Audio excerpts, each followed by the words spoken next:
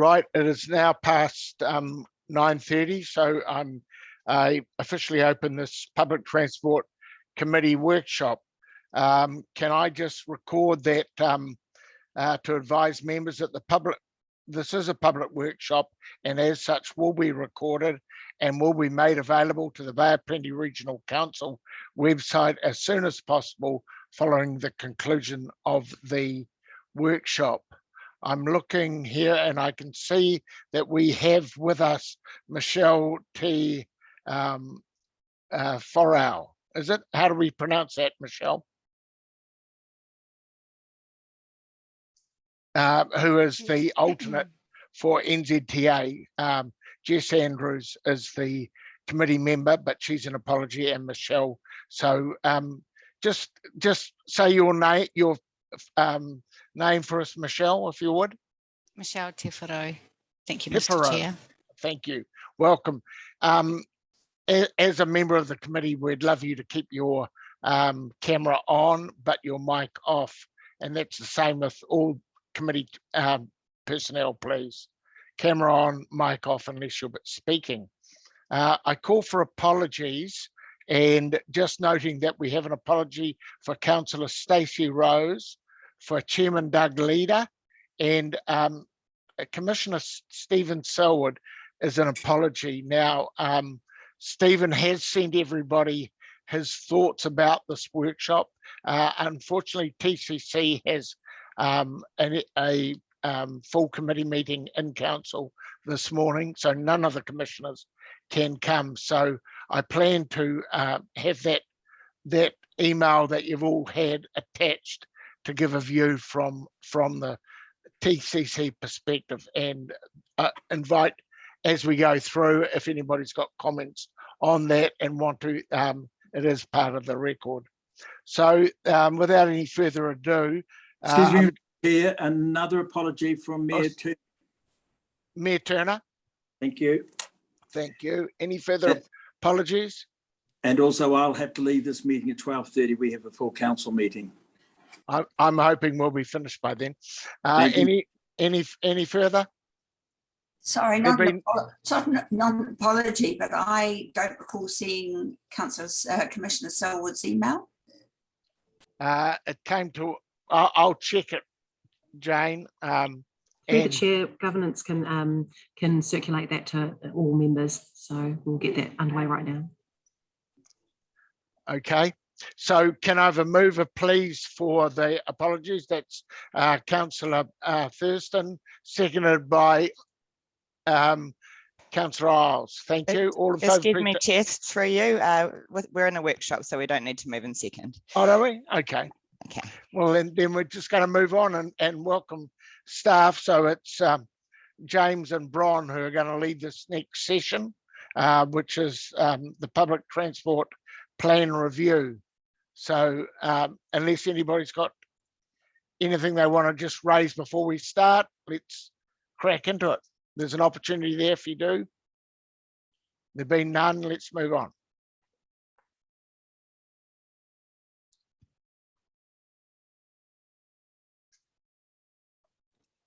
You got your mute on, Bron.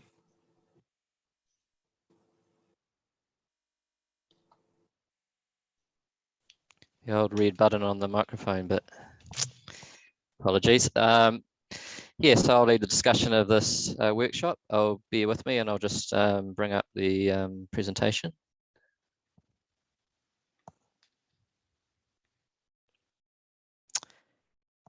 Okay, so you should be able to see that, hopefully. Excuse me, Bron, can you just go full screen on that, please?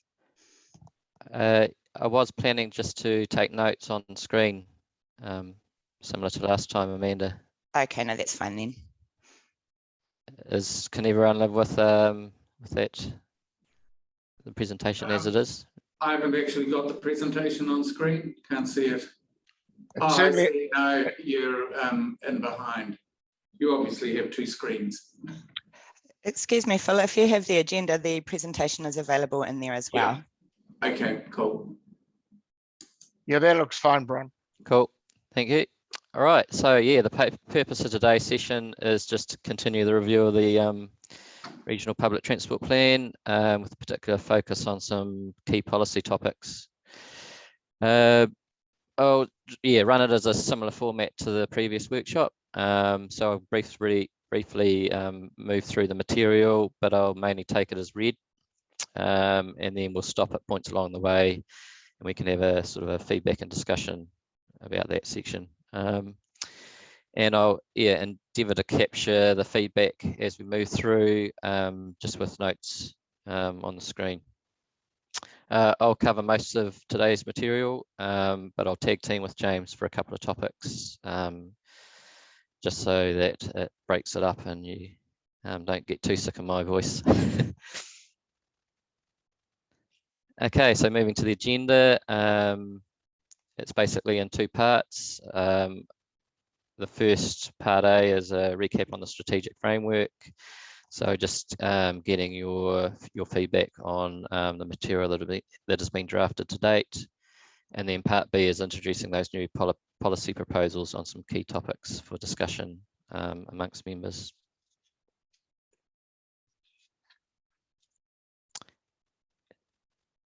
Okay, just starting off, the background is fairly self-explanatory. Obviously, we are reviewing the Regional Public Transport Plan because it's a statutory requirement, and we need to have it reviewed as soon as practical after the RLTP is finalised, and that was finalised in June this year.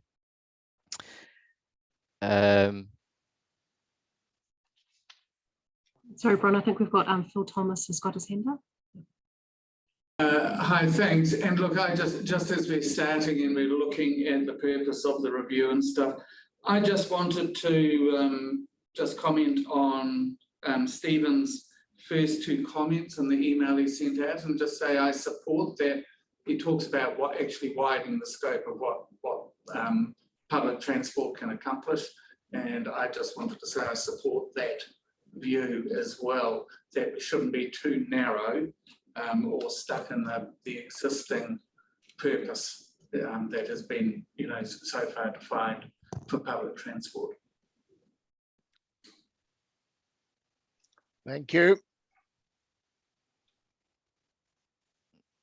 Okay, briefly moving to the timeline, we're sort of moving into the key plan development phase, working towards having a draft plan prepared for the committee to make a decision on whether to go out for public consultation on the 17th of March next year.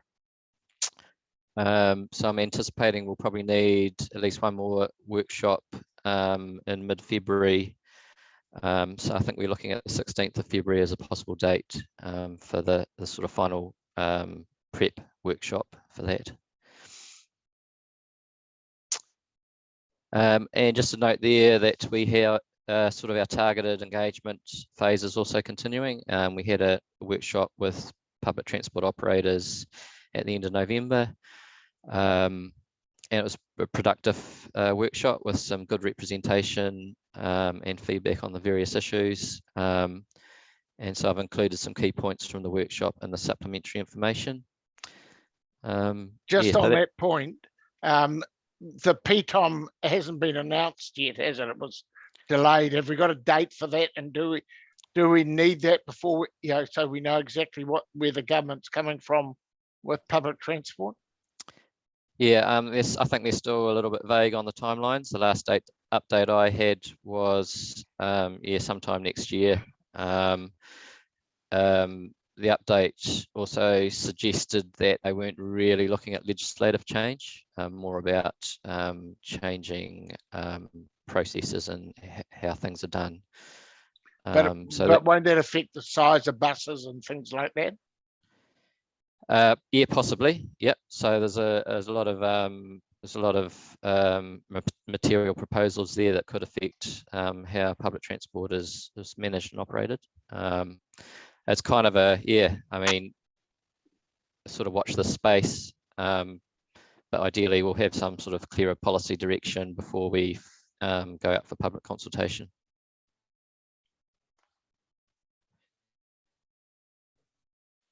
Through the chair, there's Councillor Nees's hands up.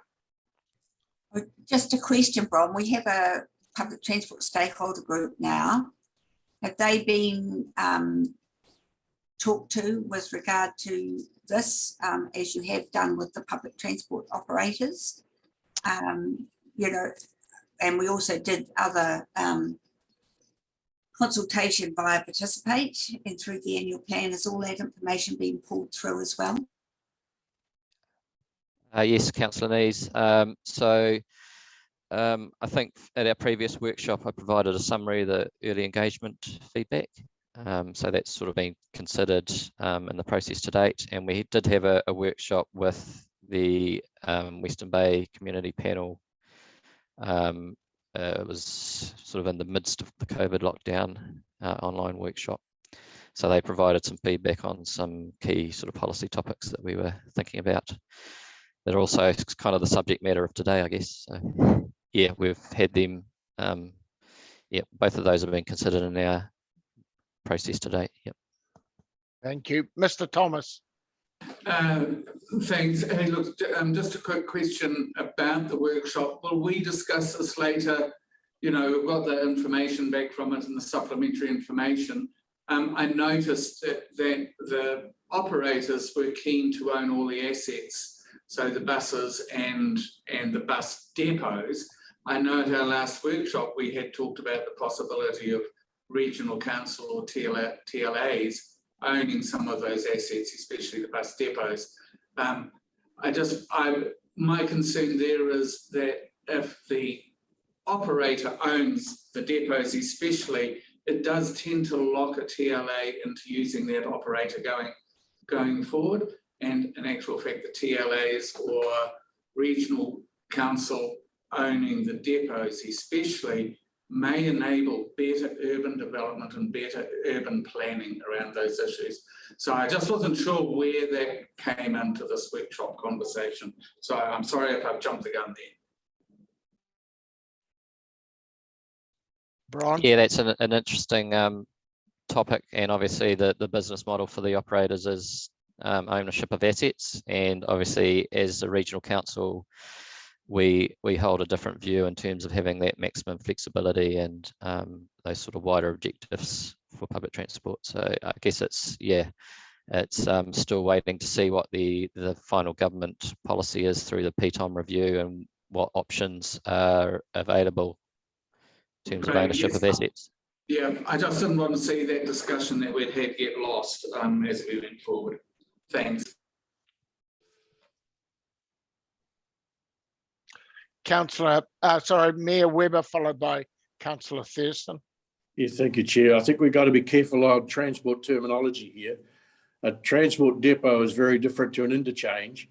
The bus owners will always want to have a facility where they can service their vehicles as opposed to a bus interchange where they do their thing. So I think we've got to work out what do we want to own and what do we want the bus operators to own. They're very different assets serving very different purposes. We make sure we don't get involved in stuff we don't need to know about. Noted. Well done. Councillor Thurston. Chair, it was just a question to Amanda. The email from Commissioner Selwood still hasn't landed on my computer. I don't know if that's the case for others. Is it coming through? I'll send it back to you right now. Thank you. And anyone else who hasn't got it too. Thanks.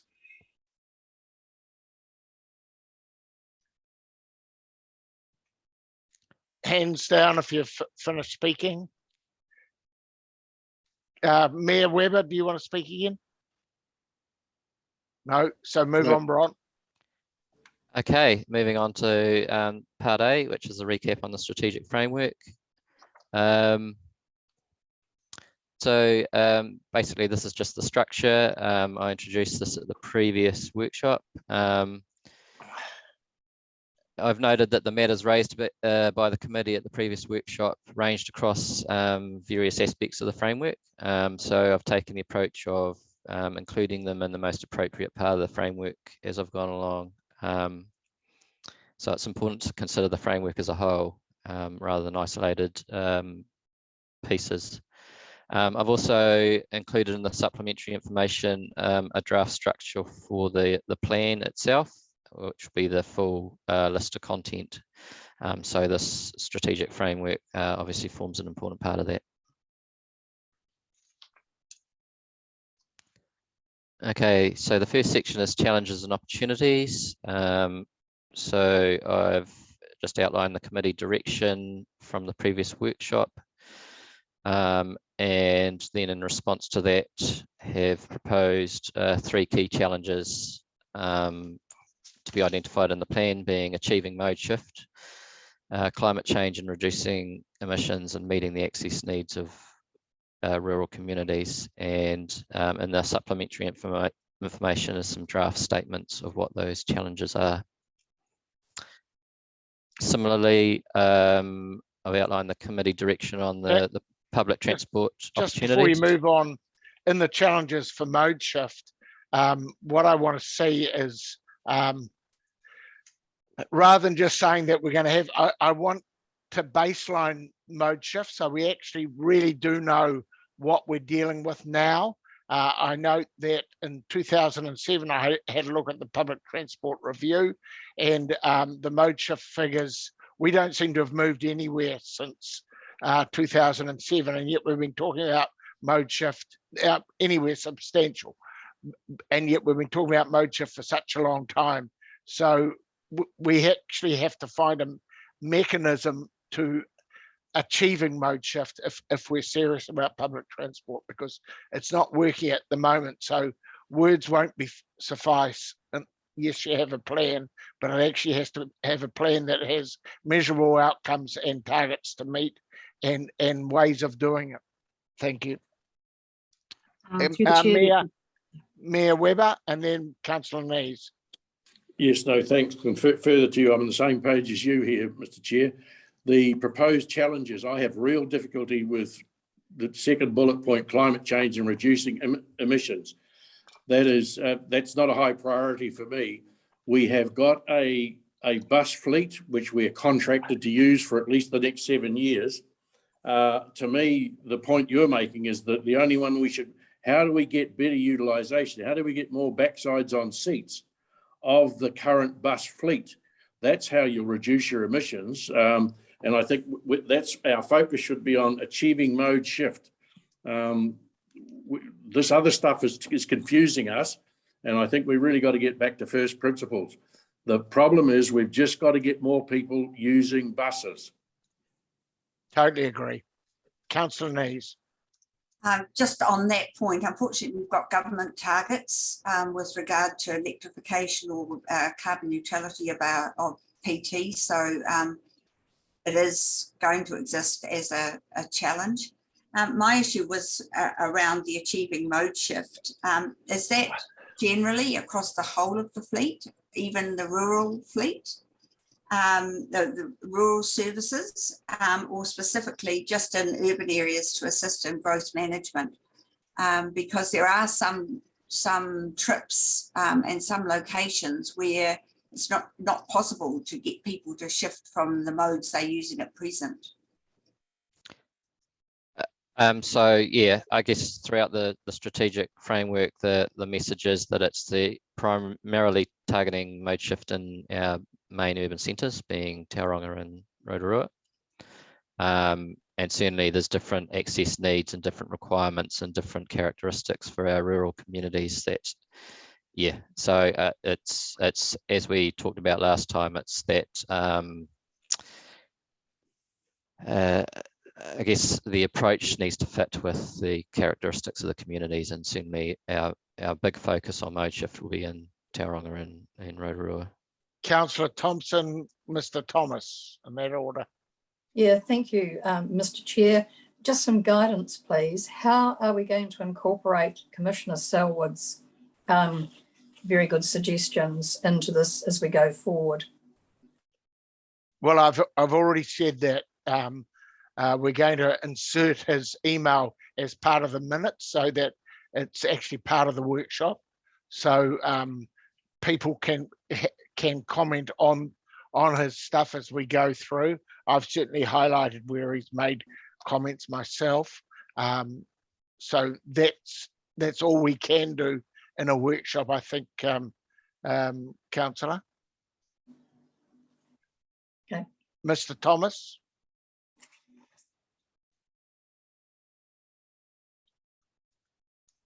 Mr. Thomas, you have your hand up, but your mic's on mute. Sorry, I thought I clicked it and I haven't. Look, it'll come as no surprise to anyone that I'm really pleased to see the bullet point 3, meeting the access needs of rural communities. I do note though, as we go through this workshop, there is very little, if any, discussion on that. I could find 1 or 2 sentences in the supplementary attachments. So great that we've got it there as a challenge, but we need to keep it in front of us, not let it, once again, not let it drop off the workshopping as we go through. And just a comment around reducing emissions and stuff, Mayor Webber brought up, he's absolutely right. We've got a lot of contracts that are going on for a long time, but they do end at different times. For instance, Rotorua's contract will be being renewed in 2024. So we most probably need to have the guidelines on reducing emissions for that new contract that comes in at Rotorua. Otherwise, we're locked in for quite a long time there. Thank you. Just before I do, Mayor Webber, mode shift isn't just about city transport. We need mode shift for our urban routes as well. Take the Western Bay, Omokara, Katikata, Omokara. That is costing at the moment, I can't remember what's it, $60 or $90 a passenger seat each way. That someone has to pay for these things, and the government's been pretty friendly on fare recovery at this stage, but there's no guarantee they will always be so. So mode shift's not just about the city. Yes, that's the predominance. The 2 cities of Rotorua and Tauranga are the big spenders in public transport. So we have to put some emphasis there, but we have to think about mode shift right across the region. Mayor Webber. Yeah, thank you, Chair. Once again, we're in agreement. I'm not opposed to reducing, it's where they are in the priority. To me, if we achieve the mode shift, we will get some reduction. That's an outcome. So to me, the 2 critical things are achieving mode shift and meeting access for needs of our outer communities, not just the rural communities. The point you make of the current cost for Omokara and Katikati, we'd be cheaper to buy those 3 people a week that are using it, a car on their own. That will reduce emissions and reduce the cost significantly. Our objective's got to get more people on the bus to make them more effective. And to me, that's where I want the real focus to be on. Those, bullet point 2 should shift down to bullet point 3, and I'd change rural to outer communities, not just Tauranga City. It's all these outer communities where we're running big buses with hardly anybody in them. We've got to fill them up. And that, from a strategic vision, that should be top of mind. Would satellite towns be a more correct? Well, rural communities and satellite towns. It's so long as we pick up the whole lot. We're trying to fill every bus we've got running. If we double the patronage, we reduce the cost. Agreed. Bron. All right. Okay. Thank you. Good feedback on challenges. Similarly with opportunities, we've identified in response to the direction last time 5 key opportunities. Those are listed on the slide, and there's draft statements and the supplementary information.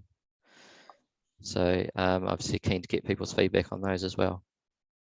So I've got hands up from Councillor Nees, Councillor Thompson, and then I note comments on this specific issue from Commissioner Selwood, where he talks about in the urban design and the first bullet point, the key to supporting communities. And on the second to last bullet point, when he talks about, oh no, that's my comment, the on-demand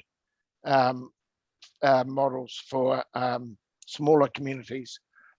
Just that we need to have a good look at the Timaru experience, because while that looks successful, the cost per passenger per trip has moved from $6 to $9 to $10, a near a 40% increase. And so, you've got to get balance in these things.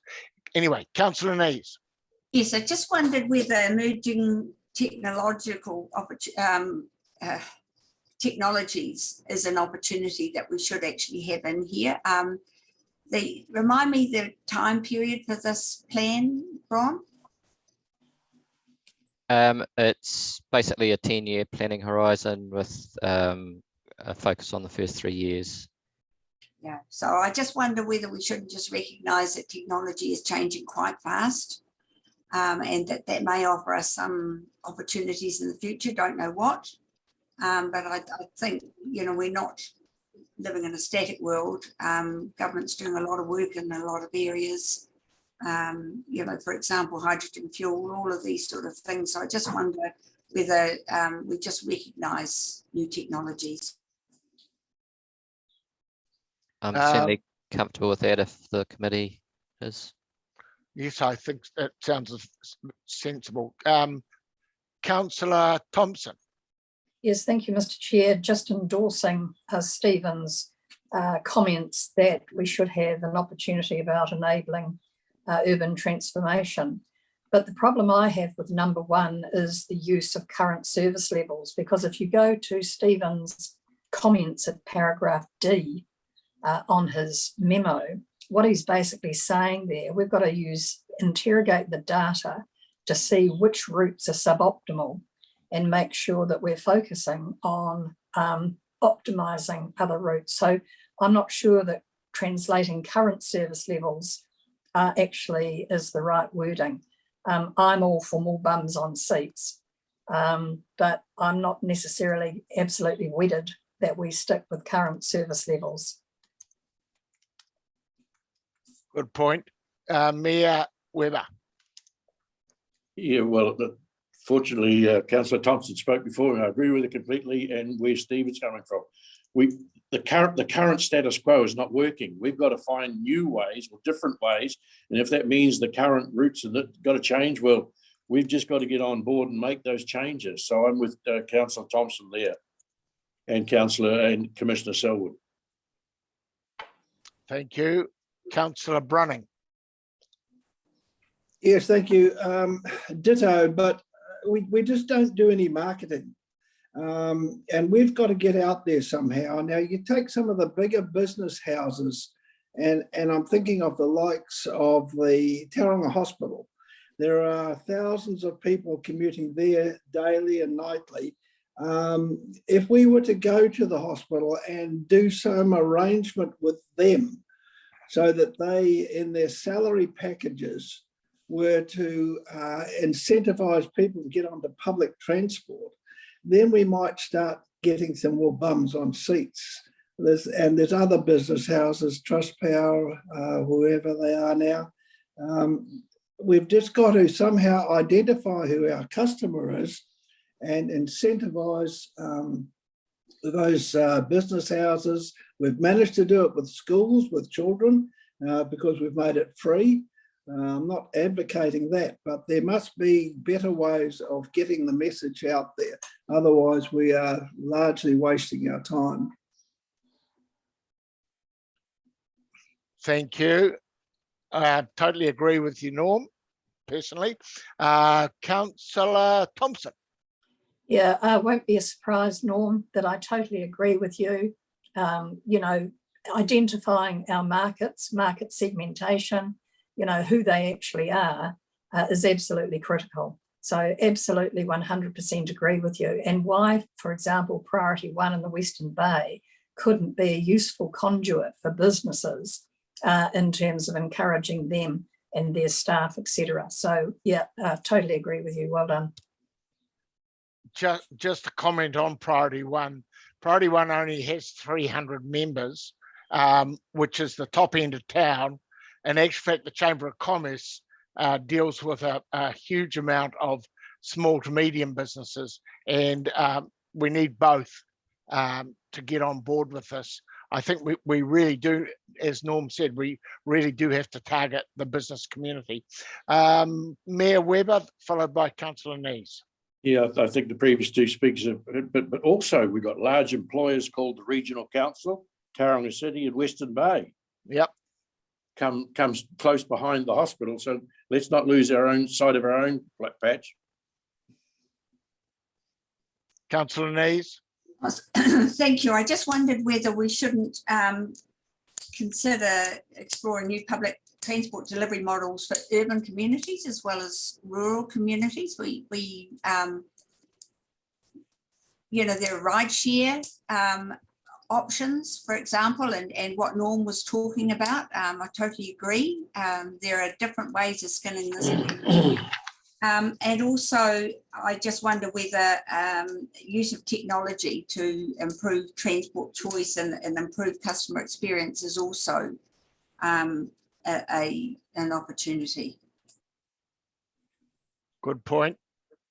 And I think that's pretty easy to add the wording into urban, rural and urban communities. So we're not focusing just on the one. Mayor Webber again. Sorry, my final comment. The priorities. I think we need to relist those. What are we driving for? Is translating current levels into increased patronage. That's fine. But I come back to transitioning zero emissions. That's an outcome. These other things we've got to. Our priority has to be on those top ones. The zero emissions, and that will come if we get the other things done correctly. So it's not a high priority. It's an outcome based. Thank you. Councillor Thurston. Yeah, Chairman, I just think everything that we've been talking about is captured in Commissioner Selwood's item D in his email. And if there's some way that we could all but cut and paste that into these proposed opportunities, I think it'd be brilliant.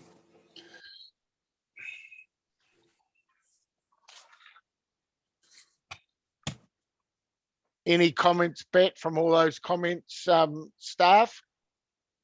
Brian or James? So for what I'm hearing, there was a sort of a move towards identifying an additional, well, a couple of additional opportunities, one being emerging technologies and one being sort of marketing, travel demand management packages, capturing those major employers, etc. Is that the direction correctly?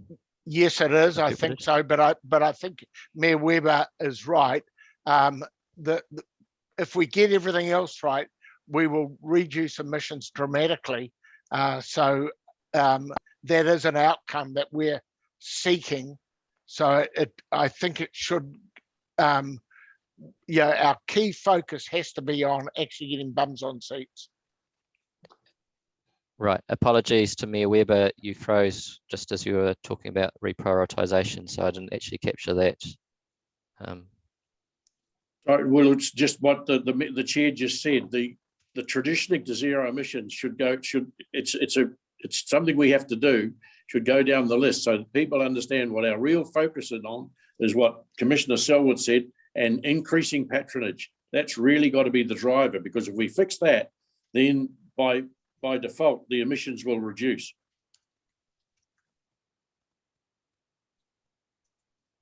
Right, thank you. And Mr. Thomas, last comment. Look, I agree that increasing patronage drops the emission levels, but just wanted to point out that item 2 is zero emission public transport, not zero emission full stop. So, you know, the central government has put out the initiative to get us to zero emission public transport in the future. So that might have been what Bron was getting at there. Yeah, that's essentially the mandate that government's handed us. Moving on, Bron. Vision statement. So you'll see in the workshop pack that I captured members' suggestions from the previous workshop. Just as a sort of a purposes of comparison, I've added some other alternative wording options. So yeah, interested in the committee's response and whether there is some sort of consensus on what might be our preferred vision statement for the plan.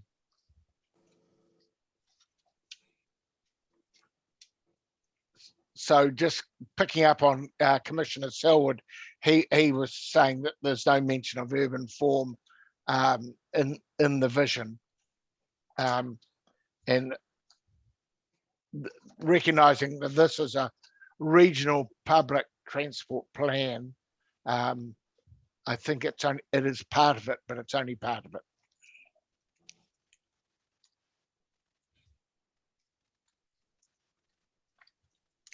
Mayor Webber. Yeah, thanks. I go to the first page, getting more people on board. That's really in the nutshell what we're trying to do. We might want to change getting more people onto public transport across the district, but really that's what's driving us. If we don't do this, getting back to your first comments, we've been talking about this, excuse me, for close to 20 years, but we haven't actually shifted the needle. So to me, that's got to be our sole and total focus. How do we get more people to use this facility that we're providing? Keep it simple so people understand.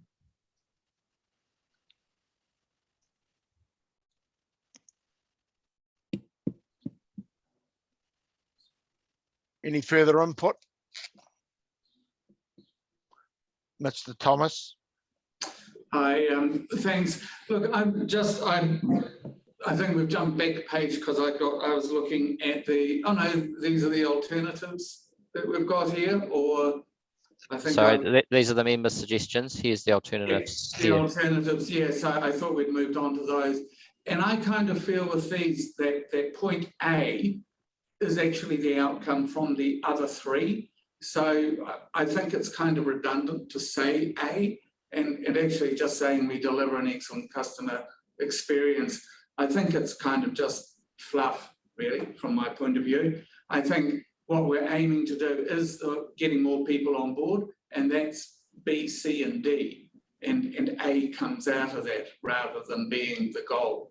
Just my interpretation of those, that's all.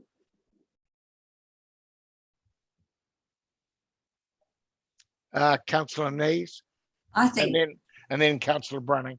Thanks. I think getting more people on board is a great slogan and a great strapline, but I don't think it adequately paints the vision. And I actually do quite like the three, the staff alternatives. I could live with any of them really, preferably one of the last three, and maybe B would be the one that would ring more bells for me, given that the government's given us mandates on climate change, zero emissions.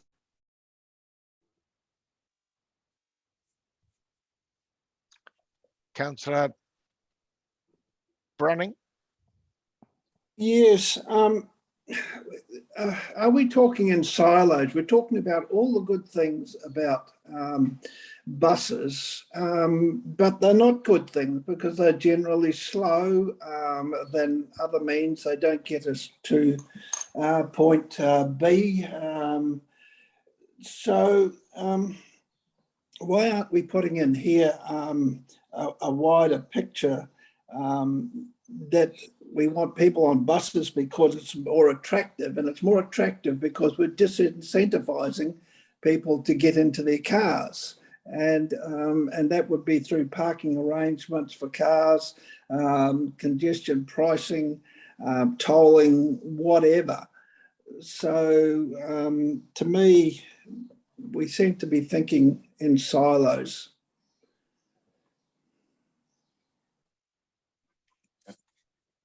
Any further comments?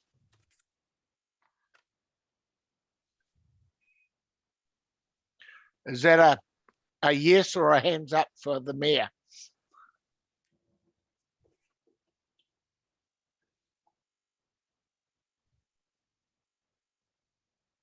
Mayor Webber.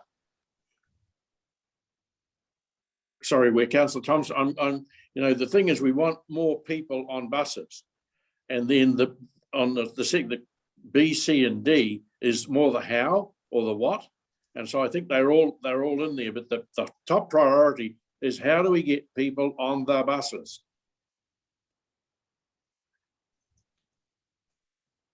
Mr. Thomas? Thanks. I was just going to say, as a final point, I do like of these alternative segments. I do like that B1B, best high quality public transport that enhances people's lives and reduces our impact on the environment. But I do also agree with Mayor Webber that the getting more people on buses is a good tagline. Thank you. For my money, I think A is actually, as a short straight line, they're getting more people onto public transport or on board or whatever the wording you use is an effective vision. But if you had to have a vision statement, that the A actually is what the vision is. And I like that one myself personally better. Councillor Thurston. I know it's a bit long, but why don't you combine A and B? Can you condense it, but still pick up those sentiments that you've been hearing? So you're talking A and B on page 21 or 22. I agree with Mayor Webber about getting more people on board, but also I have a degree of sympathy with Phil Thomas. I know it's far too long for a vision statement, but is there some way of incorporating those two key messages? Is the B you're talking about on page 21 or page 22B? The B in red that we're looking at the moment, the highlighted one now, the committee direction one, B.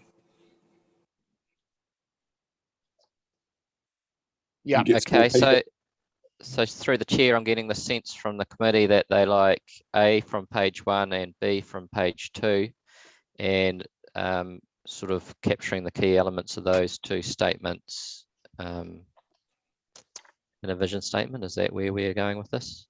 That's just my thought, but others may have a different view. Thank you. Mayor Webber, you want to say something? I can't. I'm where you are with A from page 1 and then B from page 2. That's yep. As good as it gets for me. Remember, with this vision, values, and objectives and tactics, we're just at the vision level here. We've got a lot of other stuff to do. Yep. I think we've all come to a pretty good place. Thank you, Bron. Okay, I'll take that away and bring it back next time. Thank you. Objectives.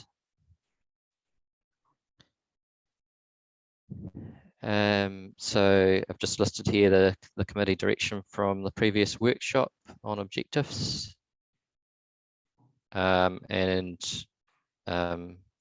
specified, have put in the qualities of SMART objectives: specific, measurable, achievable, realistic, and time-bound.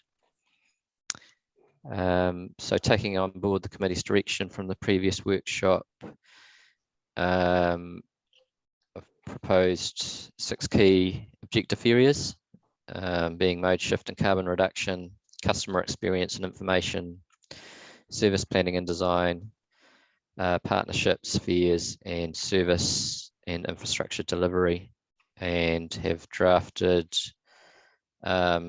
short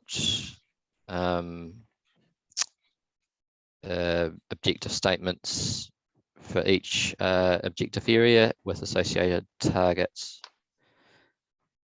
So here's the first couple. Under the mode shift and carbon reduction area, the statement is public transport successfully contributes to the region's mode shift and greenhouse gas reduction goals and reduce public transport emissions by decarbonising the region's fleet. And then I've got 2 targets, one for increasing mode share in Tauranga and Rotorua urban areas by 2030, and basically responding to the government mandate by having 0 tailpipe emissions from the PT fleet by 2035. In the objectives, this is where Councillor Selwood wanted to include the objective to ensure that public transport's integrated within the urban development and transport system. So and it might be that I think somewhere further on he wanted to actually within that vision in the outer thing there put that as a point, so that we are reflecting that requirement. Councillor Nees and then Mayor Webber. Thank you. My concern about the bottom one, Bron, under service planning and design. I know you haven't got there yet, but I had another point about your previous slide, if we could go back to that. But I just wonder if that is actually achievable, because we're saying 80% of dwellings in the region are within 500 metres of a public transport service. Now we've got a jolly big region with lots of dwellings way in the back of the boonies. So I do not see how some of our rural areas will be able to meet that. And I know you're talking that, you know, a large percentage of the population live in urban areas, but I just don't want to have something that is totally unachievable. So I just wonder in whether we, rather than saying region, that we are a bit more specific about what we mean, whether or not it's, I don't have the word, but that was my question. So Councillor Nees, so the baseline figure is what we record in the regional land transport plan annual monitoring report. So essentially it's populated areas within the region. So we do eliminate the, you know, obviously the large areas of reserves and national parks, etc. And that's the actual figure for the populated areas. So we can sort of qualify that to some extent. I just wonder whether you need to have a footnote or something that says that. Or satellite communities maybe, rather than dwellings. Yeah, but it is quite interesting because when you see the vast massive dwellings, they are actually within certain populated areas, and so there are obviously outliers, but they actually are a very small proportion of the overall number of dwellings in the region, hence the figure. Yeah, and if we could just go back to the previous slide, I just wonder whether, having a look at your the measures that you've got for customer experience and information, you've got your patronage, your boardings, number of boardings, etc. in there. And I just wondered whether a better title for that would be customer usage, experience and information. It's about gathering the data of our customer usage and recording their perception of the experience, rather than just customer experience and information, because that really doesn't relate to, I don't believe, to the KPI that you've got there about boardings increasing. Yeah, I guess the overall approach was that it's kind of a suite of targets that you know, they are sort of allocated to certain objectives, but as a suite, they sort of collectively are our key measures of meeting all of these objectives. Obviously, I guess the rationale for that one was a good or complete customer experience gets more people coming back to public transport, and therefore will grow patronage. Yeah, and I see your point, whether it's directly cause and effect the way it's currently framed, but certainly can look into that. Yeah, it's just that given we are focused on getting more people on board, I think we need to have an objective area which is specifically about getting more customers using the buses. Or at least that will be the outcome. Mayor Webber, then Councillor Thompson, then Mr. Thomas. Yeah, thank you, Chair. When you look at particularly the blue dots, people look at these things and normally they go to the top of the list as the highest priority. And to me, I just leave that as mode shift. But when you come to the next slide, when you get into carbon emissions or carbon reduction, I think we've got to look at it holistically. It's not just when you've got, go to the next slide, reduce public transport emissions. No, we want to reduce emissions over, part of it may be through public transport emissions, but that's the minor part, because that, you know, that they're there and we know they're fixed in place. What we're trying to do is get people out of cars. So I think you need to word that slightly differently. And if you go back to the previous slide, the blue dot that's down the bottom, I would have that up the top. Service, infrastructure and delivery. We have been, you know, Councillor Thompson, you've been around longer than I have. How long have we been talking about getting the right service in the right place for the right bus stops? If we don't put bus stops and make it, you know, people can stand in the rain and not get drowned, at least that's an attraction.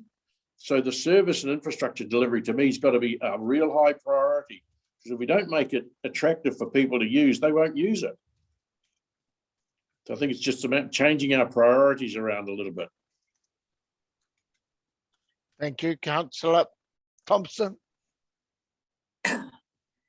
Yeah, thank you. Bron, can you go to the next slide? Just a couple of questions, Bron. Where did you get your 5% from? The 5%. Yeah. So that's the target in the TSP for 2030, greater than 5%. And where did they get it from? They kind of modelled it based on, I guess, the proposed investment scenario or the medium scenario. So that's the delivery of more services over time. Okay, I guess I'd kind of put a question mark by that 5%, but and the other thing is, can you tell me currently how many dwellings in Tauranga and Rotorua are within 500 metres of frequent public transport? So I have an understanding of how aspirational this is. Bear with.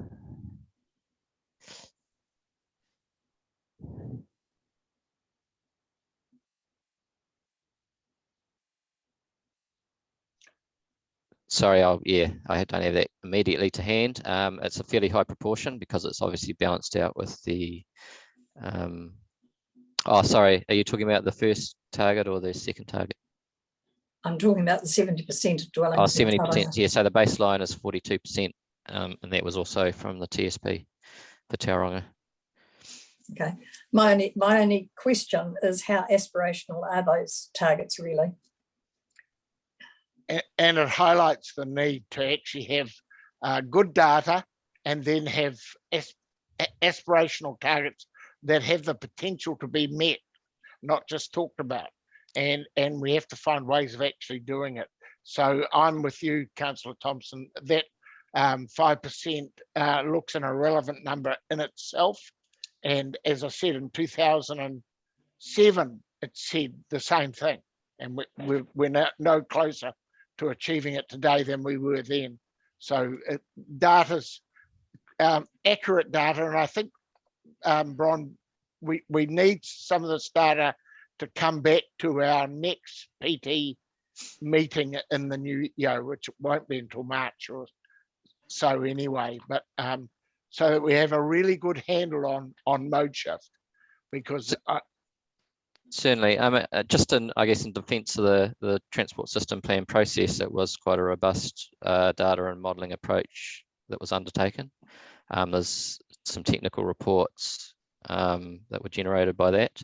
So these targets aren't these aren't plucked out of thin air. These are based on the modelling that was done. But I asked the Tauranga City transport team about their mode shift aims and objectives, and they said that they surveyed their staff, and 20% of their staff said they are either walking or cycling to work, and so that we should believe them. Well, I don't believe them. You know, this is surveying something or taking it out of the census is not a good enough indication of actual data. We need actually to really get to understand this mode shift properly, and just you can't pluck census data and believe it. Anyway, that's just Sorry, but yeah, I'm not sure where we're going to get better data. I know, but anyway, Mr. Thomas, Mayor Weber, Councillor Brunning, Councillor Nees, in that order, please. Thank you, Chair. Look, just going on from Councillor Nee's comment about the last line on the service planning and design, that 80% of dwellings in the region. The difficulty there, I think, is that within 500 metres, and perhaps we could change that to reasonable access or something like that.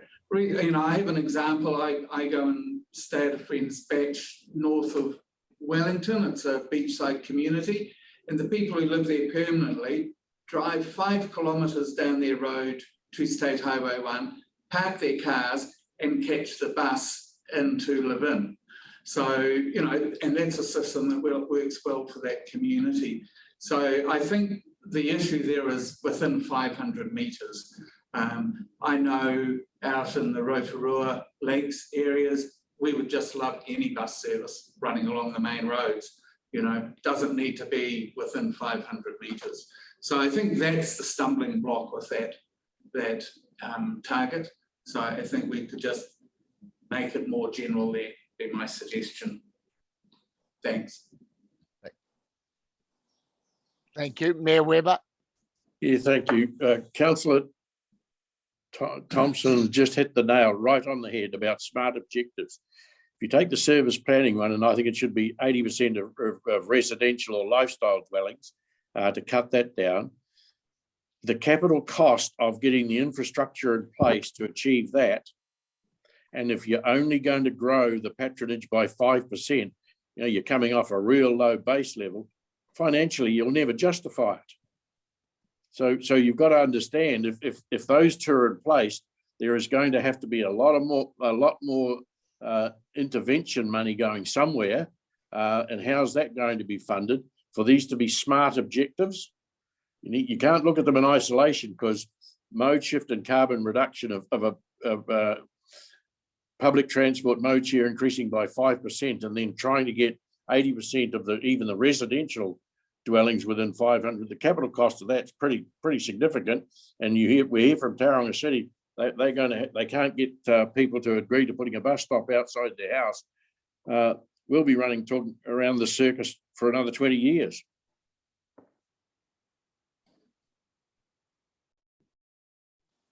Councillor Brunning.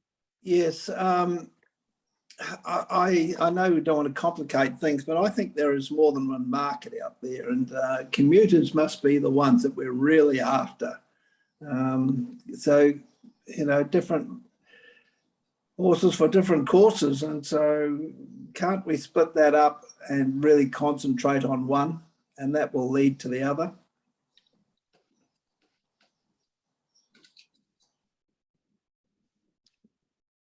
Councillor Nees. Thank you. My point is about trying to make sure that all of our various KPIs all over the place fit together. And I know TSP's got KPIs, and I know AFTI's got KPIs, and we've got a KPI in the Regional Land Transport Plan, which is to increase mode share for public transport and active modes by 20% by 2030. So if we are increasing the current public transport mode share in Tauranga and Rotorua urban areas by 20% by 2030, what would that give us? Would that give us greater than 5%?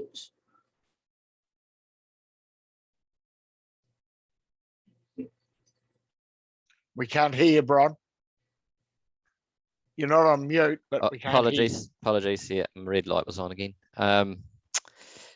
Yeah, so the current mode share, public transport mode share for all trips in Tauranga was modelled in the TSP at 3%. So a 20% increase would be 3.6% mode share. So this target would exceed CP. the RLTP target. Oh, that's good. That makes sense. The other thing I was just having a quick look at our mode shift plan. Have we run our mode shift plan against this public transport plan to make sure that what's in the mode shift plan, which we developed with Waka Kotahi, is consistent with what we're proposing here? Yeah, so essentially the mode shift plan was an amalgam of all the work that had been done to date. So it wasn't really introducing new targets or anything. So certainly consistent internally with in the Western Bay, the TSP, and with the RLTP development process. Okay, we seem to have finished with the questions. I think you've got some takeouts from that, Bron. Yeah. Moving on. Thank you. Yep. So just covering off on the next two proposed objectives. We've already slightly talked about the customer experience and information objective and target. And then there's one on partnerships as well. Can I just say that when we talk about customer experience and that rewards frequent use, I think that's something that when we do our fare review, we should be looking at, and so that we actually those who use the service every day of the week are encouraged. Anyway, Mayor Webber, you're on silent, sir. Yeah, thank you. This customer experience and information, I come back to what Councillor Thompson was saying before.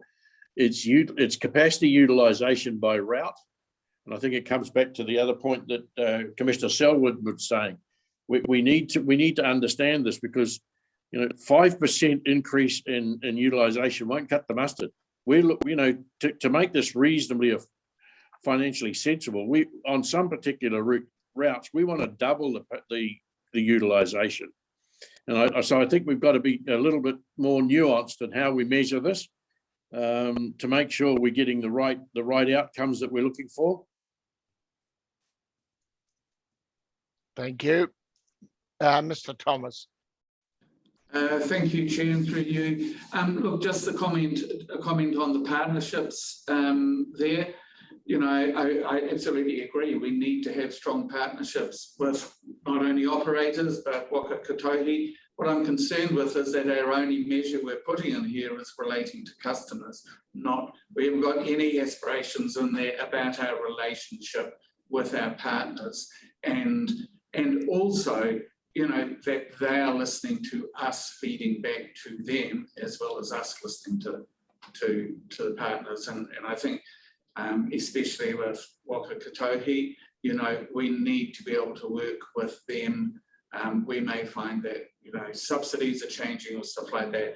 We need to be able to getting our experience back to them, as well as them bringing central government desires to us. So I think we need something about the actual partners, not just customers, as an aspirational goal. Totally agree with you, actually. Certainly that objective covers that type of partnership as well.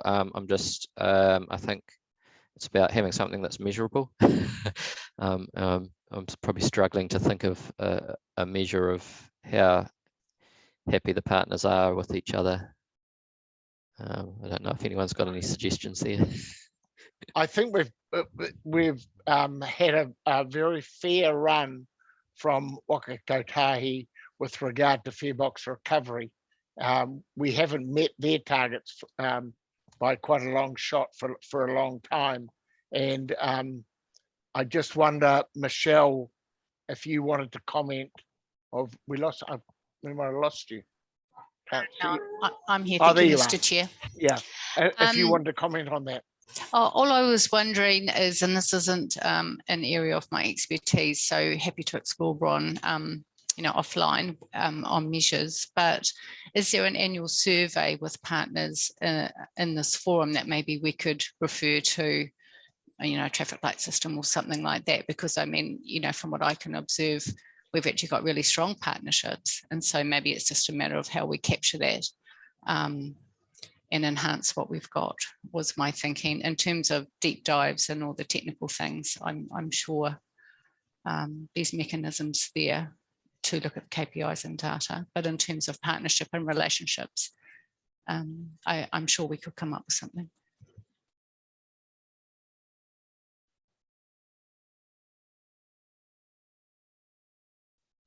Mr. Thomas. Thank you, Chair. And look, I wasn't meaning to insinuate that we didn't have good relationships with our partners now. I just think we want to ensure that we continue to have good relationships with our partners. Thank you, Ron. Okay, thank you.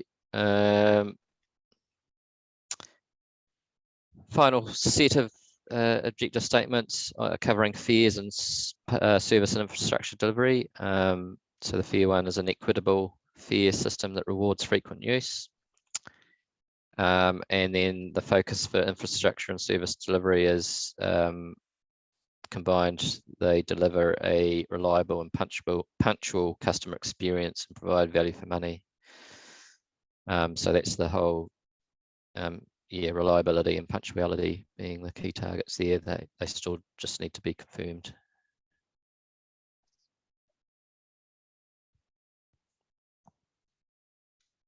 No comments. Mayor Webber, and then Councillor Thompson. Yeah, I think we've got to be very careful on how we word the fares. That they've got to be attractive to get the patronage. And we need to face up. That is going to take subsidisation by ratepayers. Now, how you word that, because it's going to take some interventions to drive behaviours. And so, an equitable fare system, it's a fare system that encourages utilisation or capacity utilisation of the service.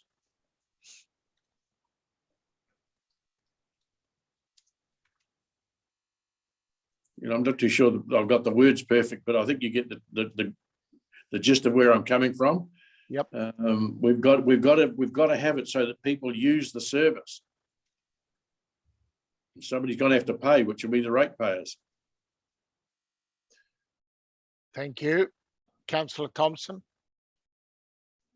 Yeah, in a similar vein to Mayor Webber, I think fares are a subset of how we price our system. And I agree entirely that there'll be many different mechanisms that we have to use in terms of our pricing. So fares to me are just a subset. But in terms of the infrastructure delivery, reliable and punctual doesn't cover interchanges and bus shelters. And I'd like to see something added in about safe and attractive, or with safe and whatever, because, yeah. Here. Reliable and punctual doesn't cover what we really are trying to provide for our customer.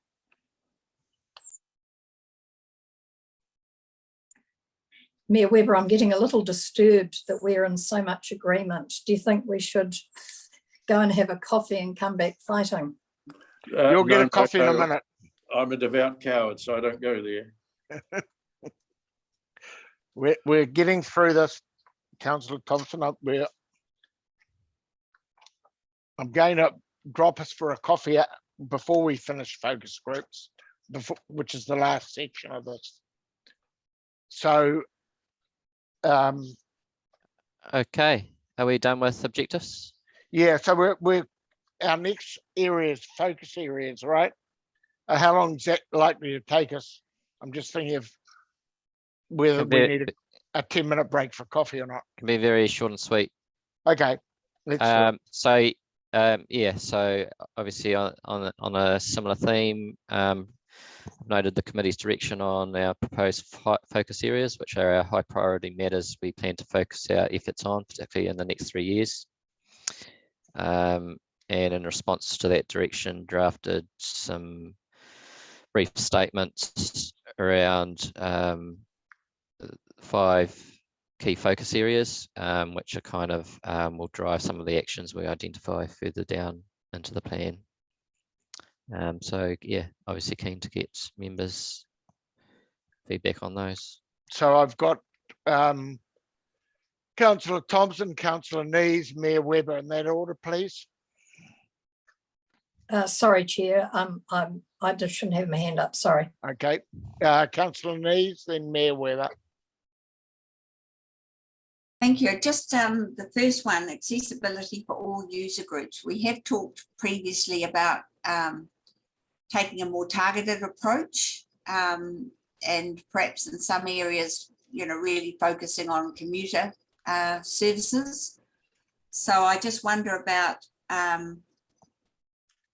accessibility for all users in all situations. And I just wonder whether we need to be refining that a little bit more. Comment, Bron? Yeah, sure. I guess it was a fairly broad statement to be quite inclusive, being mindful of our sort of mobility impaired users, etc. But I certainly take on board the fact that we are focusing on commuter journeys as a key driver of mode shift. So I can certainly have a look at that wording to see whether we can bring that message through a little bit more. Mayor Webber? Yeah, thank you. And at the risk of still agreeing with Councillor Thompson, which I'm having no difficulty with, the transition to low impact public transport, I think we have to be far more focused in our wording in there.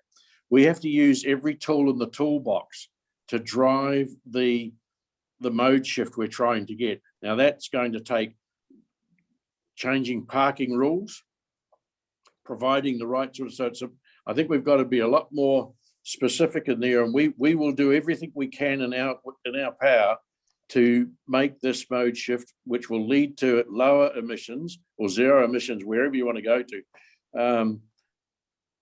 because that's the driver of all this. And to me, I think we really have to beef up that what we're going to do to drive mode shift change. Thank you. We're going to go to Mr. Thomas, followed by Councillor Thurston. Thank you, Chair. And look, I just, right back at the beginning when we were talking about our challenges and our opportunities, we had providing services to rural areas as one of our key objectives. And I would have thought that we would have something about that in our focus areas. So I think we need to have something in there.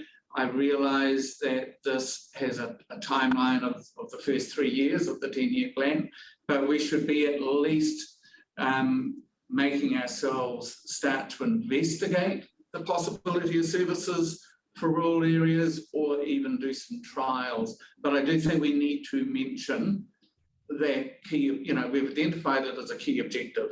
So I think we need to have something in the focus area, proposed focus areas covering rural and satellite townships or villages. Thank you. Councillor Thurston. I'd just like to endorse accessibility for all user groups as our highest priority, because if there's no other take-home message I can leave with you today is to continually remind everyone that 1 in 5 people in our region has a disability that impacts on their daily life. So we're talking about a very, very large and dare I say influential user group. And the other one was just around partnerships. I'd like to beef it up rather than just working alongside our partners and communities. We need to really get into a form of collaboration with them and consultation and use our focus groups more and more in terms of our user groups. Thanks, Chairman. Thank you. Did you get that, Bron? Yep. Yes, thank you. Councillor Isles. Thank you, Mr. Chair. Just there to endorse Mr. Thomas's sentiments with regards to the rural sector. So, yeah, I'd like to see some stronger wording in the document. Mayor Webber. Thank you. Just picking up on Commissioner Selwood's commentary on slides 4 to 35, so long as we pick those up as well. Thank you. Thank you.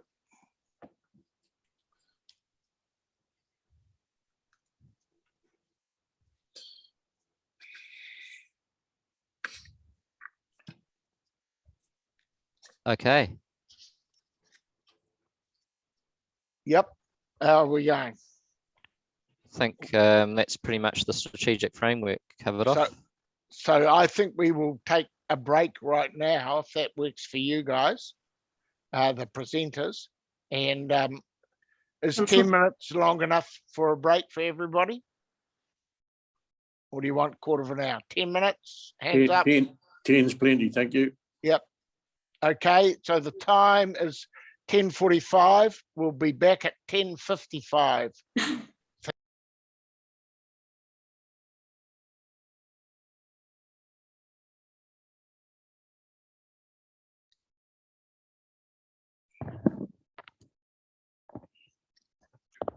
It's now 10:55. So we can get started whenever you're ready. We might need the recording on. Yes, it's on, Councillor Patton-Henderson. Okay. Bron, up to you. Okay, so moving on to part B, which is the policy development aspect of the workshop. So the first few slides, I've essentially outlined the proposed framework. So the policies will sit under the key policy or the key objective areas. And then there's sort of policies along or within those themes for each area. So the next few slides are just diagrams of the proposed policies that will sit within each area. I won't go through and list them all, but they're basically provided there for members' information. Obviously, some policy proposals we've developed and we will talk about today. Some are still a work in progress or we're still to start. So they'll be the some of those key ones will be the topic of the next workshop. Yeah, so without dwelling on each individual policy, I'll probably yeah, just get people's feedback on the framework as a whole and whether there's any there that they wanted to comment on. So Councillor Nees, then Mayor Webber. Thank you. I'm just not quite sure how to deal with this. I've got comments on each of the bubble diagrams, but just going back to the proposed policy areas slide, slide 37. When we say policies on measures to improve customer experience and public transport, you mean actions, do you? As opposed to measures, i.e. KPIs. I guess that was another word for intervention. So whether it's a policy intervention or an action, it will sit within that framework. Yeah, and my other comment is around fares. A fare policy which supports both equitable access and incentivises use, public transport use. It isn't, you know, our vision is to actually get more people using the buses. So you put the focus on sound financial performance and equitable access, but I think it also needs to incentivise use. And the other thing is going back to my earlier point where you've got customer experience and information. I still wonder whether it should be customer usage experience and information in there, given that our vision is about increasing patronage. Okay, he's taken those on board. Mayor Webber. Yeah, thank you. On slide 35, mode shift and carbon reduction. To me, the targeted interventions in urban areas and land use integration and modal integration, they should be right at the top of the list. No disrespect, but interregional passenger rail, if somebody thinks that's going to happen in the 10 years of this time frame, that's a pretty optimistic look, and I wouldn't have thought, you know, we'd spend a lot of time on developing policies around that. So, you know, what can we influence, and let's focus on those things. I just think we doesn't seem to me to have the priority in the right space. Where targeted interventions, you know, what are we going to have to do to make this happen is absolutely critical. Thank you. And on this slide, I wonder where in these bubbles do we deal with other modes like ferries and rideshare?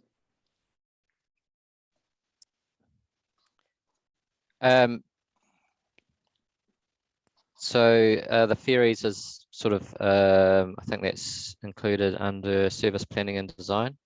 And sorry, what was the other one?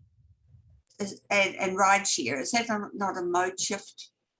Travel demand management. So we'll have a policy which is really, I guess the proposal will be to implement the travel demand management, wider travel demand management strategy that we're developing. So that's consideration of a range of, I guess, different options. Not just your traditional public transport services, but obviously public transport is a key component of that. But things like ride sharing and other sort of modal options, I guess, is part of those wider packages. So where does your bus lanes and that sort of stuff come in under mode shift? Yeah, prioritization. Where does what?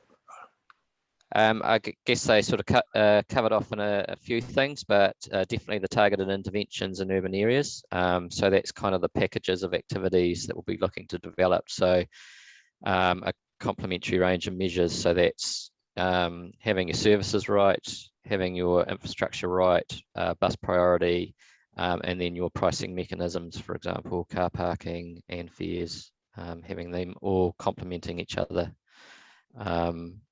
To drive that mode shift. So Stephen Selwood said on that about the slide, there's no acknowledgement of how PT can enable support urban form. Have you got a comment on that?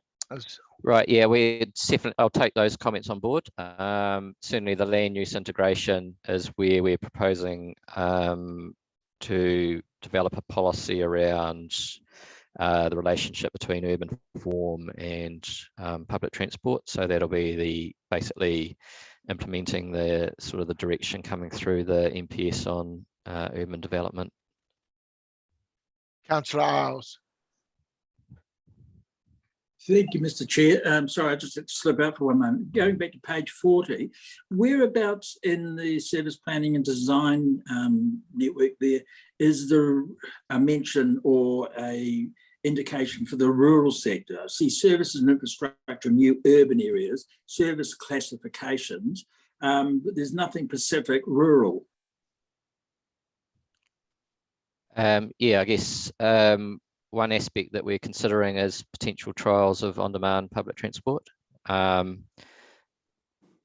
certainly another aspect that's been raised previously is sort of through partnerships with local providers of other services where they might have the capacity to deliver public transport as well.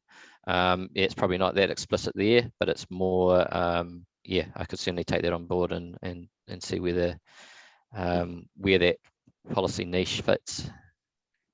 Yeah, if we could, Bron, just, being more inclusive of the, particularly around the word rural, I think would give us some sort of better indication.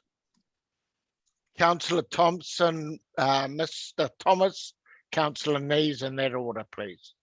Yeah, thank you. Just reiterating my earlier comment that in my view, fares are a subset of an integrated pricing strategy, which will include all of the other interventions. So somewhere I'd like to see us acknowledge that, fares aren't the end of everything. Thank you.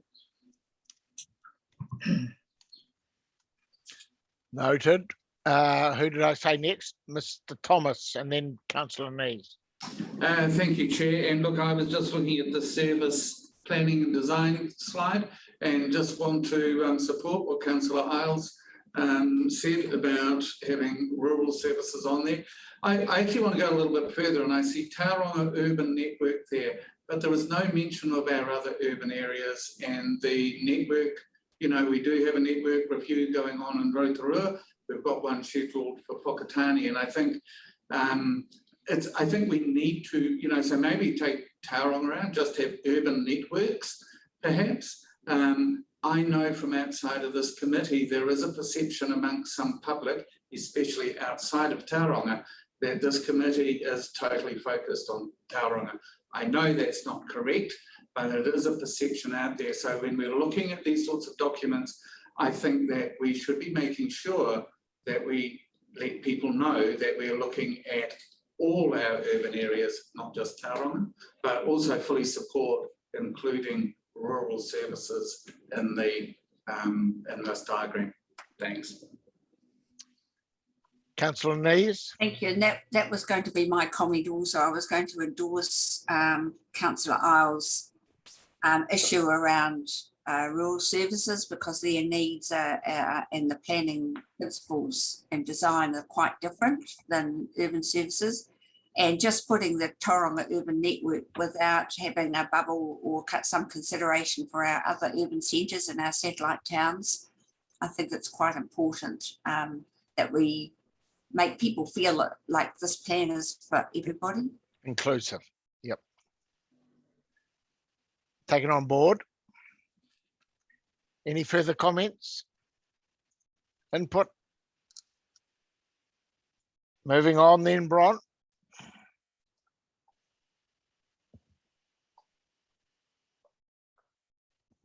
Sorry, but I didn't realise we were moving on that far. Could I just make a further comment, Andrew? Go on then. Customer experience and information. I just wanted to check what amenity means. Is that comfort and flexibility, meeting customer needs, accessible journey? What does that mean? Is that location of bus stops and the routes? I just not quite clear about what these bubbles actually include. I guess, yeah, they're kind of a work in progress, but conceptualizing accessible journey is that how do we achieve the accessible end-to-end journey for users? So that is thinking about the wider journey, not just the bus service journey, but how they get to the bus stop, what their experience is there, what their experience is of getting on board, taking the ride and getting to their destination. So that is kind of trying to have a policy that encapsulates that thinking and drives that in the plan. Amenity is certainly the way I was thinking about it was in the context of things like interchanges, bus stops, bus shelters. Are they pleasant places for people to be, to experience public transport? So do they have the amenities to support that amenity, whether it's information, shelter, safety, lighting, sufficient space, are the toilet facilities nearby, etc., etc. Great. And then just one other on the partnerships. Are schools partners? Should we be considering schools as a bubble? Possibly, I'll give that more thought. Yeah, well, tertiary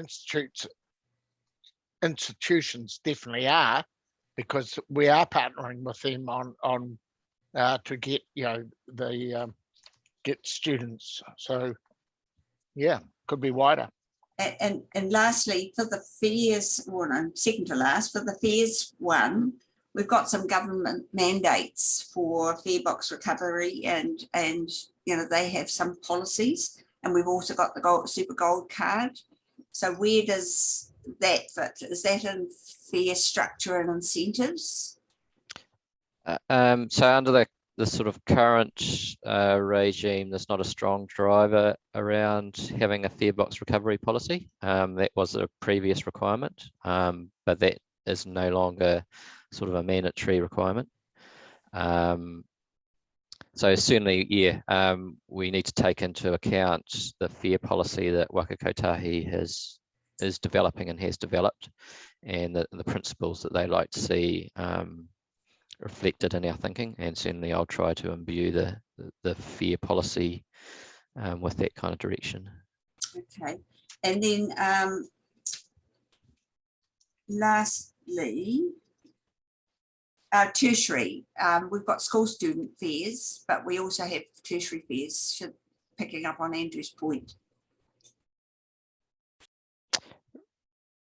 Right. So I guess the school fares, there was a strong direction from the previous workshop around the free fares for school students. I'm not quite sure what the committee's direction is around free fares or otherwise for tertiary students, but I guess that was the sort of the nuance there. Well, I think we have supported a partnership approach. You know, if the tertiary institutes become a partner, then we've supported them in that, but we're not. I think the direction in the past has been, if they're not on board, then we're not on board giving subsidisation to what we call adult students.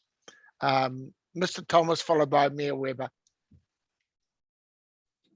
Thank you, Chair. And I was just looking at the partnership screen, so I think the one back from this one. Really pleased to see Tangata Whenua mentioned there. Slightly alarmed that this is the first mention of Tangata Whenua in this whole process.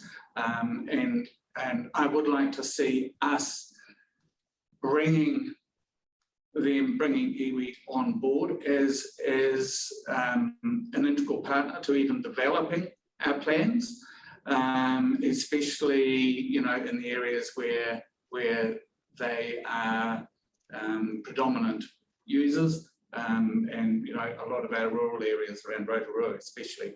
And I guess this is something that has been concerning me a little about for a long time about this whole committee, that there is no direct representation on the Public Transport Committee of Tangata Whenua, of iwi.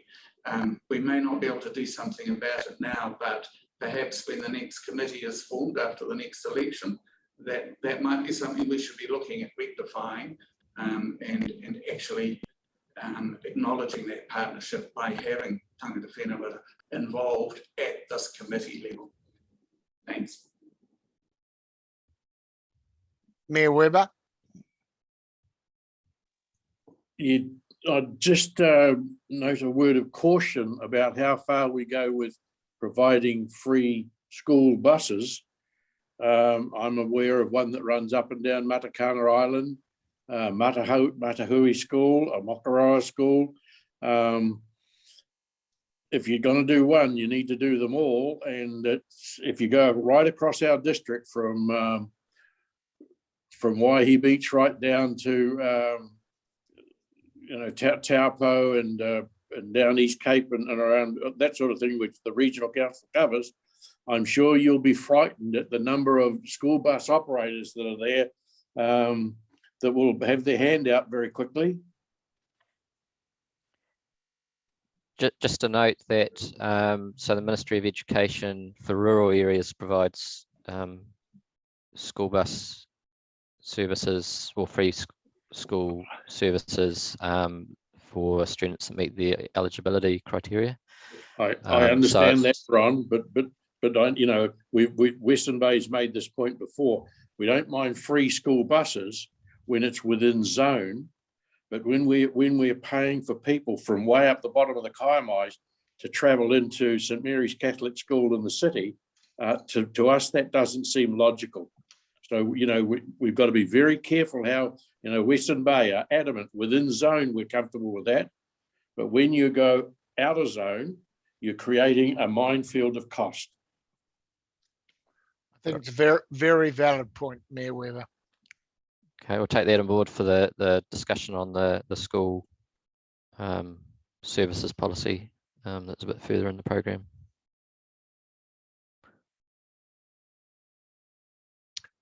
Okay, I think we're moving on. Okay. So, I mean, the first group of policies are all interrelated. Quite happy just to introduce them one by one and maybe get members' feedback on those as we go, rather than sort of try and introduce them as a group and then get feedback. So the first policy proposal is to just include a set of simple service planning principles to guide our service planning and decision making. The rationale being that having these clearly spelled out in the plan will provide a more consistent approach to our planning, which will ultimately mean a more consistent service and legible network for our customers. Mayor Webber, is your hand up or? Sorry, should have lowered That's okay. That's right. Councillor Nees.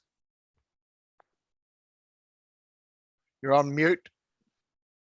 Sorry. I'm just wondering about connection with other modes, whether that is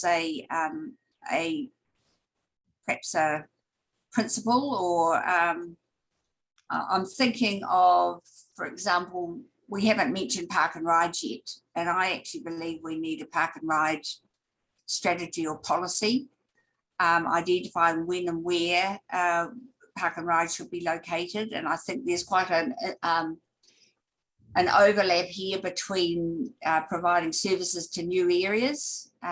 You know, it may be that it's not practical to get a full bus service into a new area, but a way of connecting to a bus service through park and rides. So that connectivity with other modes, I think, is quite important.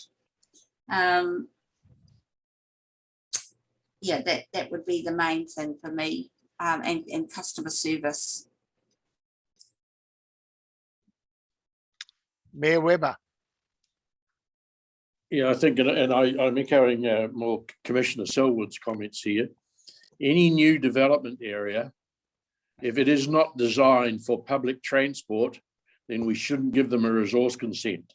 You know, if we're serious about this, any new development area must be public transport focused. You know, ban cars if you can. You know, we've really got, if we're serious about this, then it's got to be, this is where Commissioner Selwood's coming from. It's got to be integrated into our urban design. And that should be a fundamental of our policies.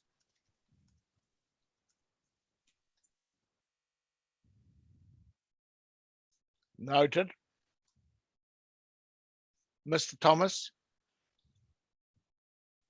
Thank you, Chair. And look, just following on from Mayor Webber's comments there, which I totally agree with, around new developments being public transport friendly.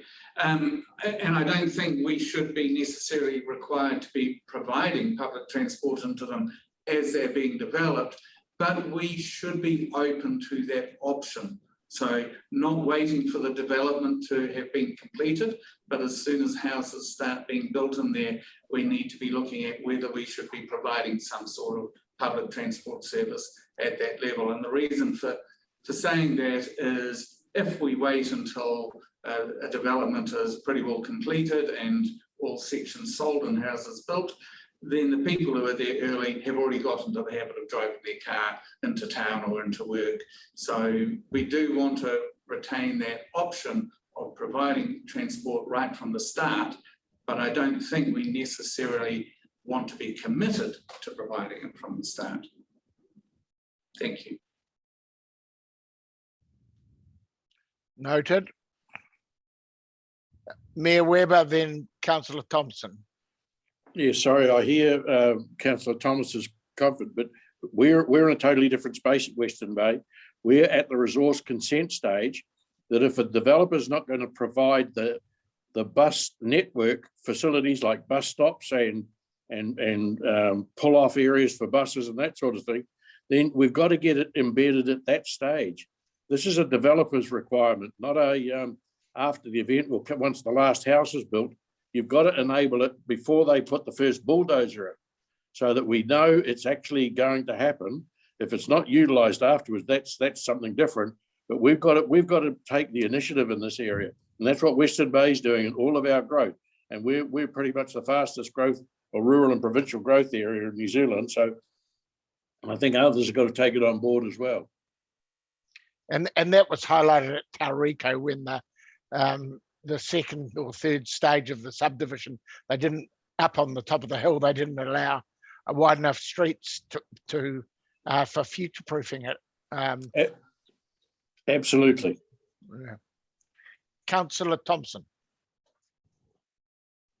Yeah, Chair, look, I've just got a general question, and that is, when will we actually have a finalised transport plan for the Western Bay sub-region? And by that I mean, you know, when are we going to actually make decisions around the bus routes to Matapihi? When are we going to make decisions around grade separating the port access and making sure that freight and commuter are appropriately separated, making sure we've got the appropriate connection at State Highway 2 with Route K, all of these, and State Highway 29A. When are we going to have that final actual blueprint? Staff. Isn't that an RLT issue? I would So, pose that question to James or Namuta. Yep. Tom. so we've got James online. I'll hand over to James in terms of the what we've got at the moment in terms of UFD and TSP and the work we're doing in terms of the public transport services and infrastructure business case. Yeah, I think in answer to your question, the key piece of work for the next year or so is the public transport services and infrastructure business case, because essentially that will address the question posed by Councillor Thompson, which is around, you know, where are the future bus routes going to go, in particular those that serve development. So from our perspective, the strategy element is provided both by UFD and the TSP, and what the business case does is now turn that into an investment program, because sooner or later we actually have to get on and start delivering services to these new developments as they're being planned and delivered. So it really is the business case now that is front and centre of our mind, you know, to deliver that strategy for the next 10 years. Okay, no, thanks for that, James. But Mark Cairns for 10 years pleaded that there be grade separation access for freight to and from the port. So where does that fit? Who's championing that or not? So there is a separate business case looking at the Hewletts Road sub-area, which includes the port. So that's another piece of work that's actually been led by Waka Kotahi, with involvement from both Tauranga City Council and indeed ourselves from the public transport perspective. So we've got a range of business cases across the Western Bay that are seeking to turn those aspirations in UFD and the TSP into reality. Okay, thanks for that, James. I guess the point of my questions, Andrew, is really we've got a moving feast still in the Western Bay that we have to be over the top of. Thank you. Noted. Any further comments, questions with the service planning principles? Moving on then, Bron. Okay, so the next policy proposal kind of linked to the principles is service classifications in a similar vein, proposing a simple classification system to define the different types of services, each classification including some expectations around infrastructure necessary to support the service. The stage with higher expectations for services further up the hierarchy, where time efficiency is a more critical factor. I do note that these are still a work in progress, and there's still some, subject to some further refinement, but obviously putting them out there for the committee to have a look at and provide comment on. Councillor Nees. Yes, just wondered whether we have a service level for school services and one for potentially for other services, e.g. on-demand or partnership services that we were talking about, perhaps looking at within the rural environment. I mean, this is a 10-year plan, so maybe even if we can't develop it, we have a placeholder to identify that these are things that currently, one, that we're either looking at or we're already delivering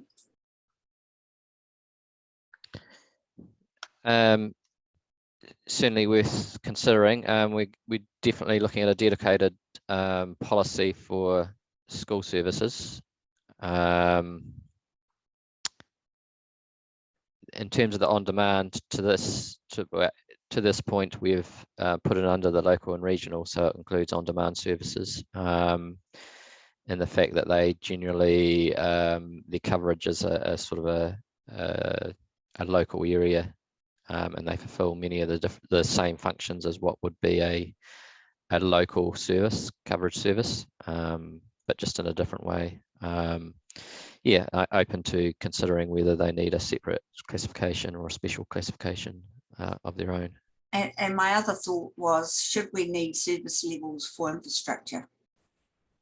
And here I'm thinking park and ride and interchanges, etc., where we've had some issues whereby we wished for these and they haven't actually been provided to the level that we think would provide a good service for our customer, and whether that's a step too far.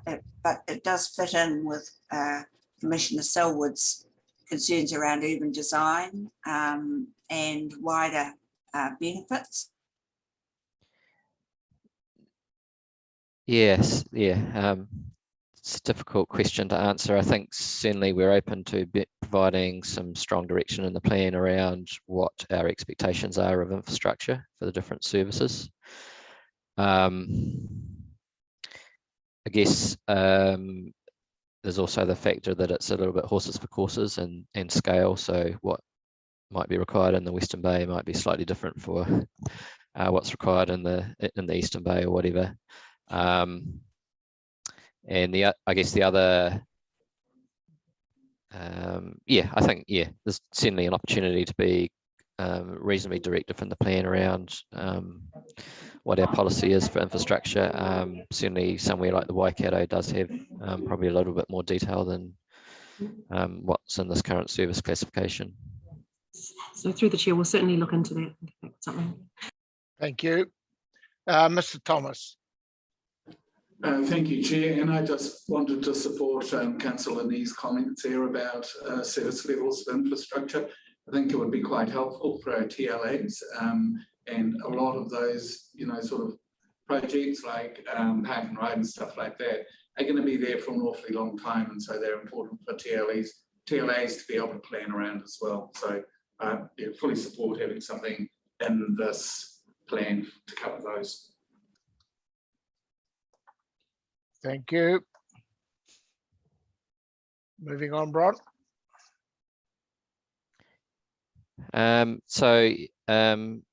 Each classification will come with some target service levels with the intention of progressively implementing them. Again, the rationale is having that common set of classifications and service levels will ultimately lead to a more consistent service offering for our customers, so they'll know what to expect from the different types of services. And I think there's probably a transition period where we're starting to align the different types of services to the service levels so that it's more consistent. I think Commissioner Selwood talked about this in his email, talking about lag versus lead services,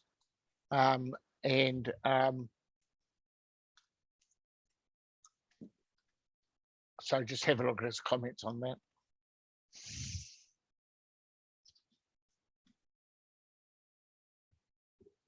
Okay, moving on. This is probably something that Commissioner Selwood certainly had a perspective on. And what really, what I'm trying to posit, I guess, with this proposal is having a sort of a high level concept of the Tauranga urban network and the regional public transport plan, not wanting to jump the gun, I guess, in terms of what might come out of the services and infrastructure business case, but open to the committee's thoughts on whether we have a high level description of the model or the proposed model within the plan, or we don't.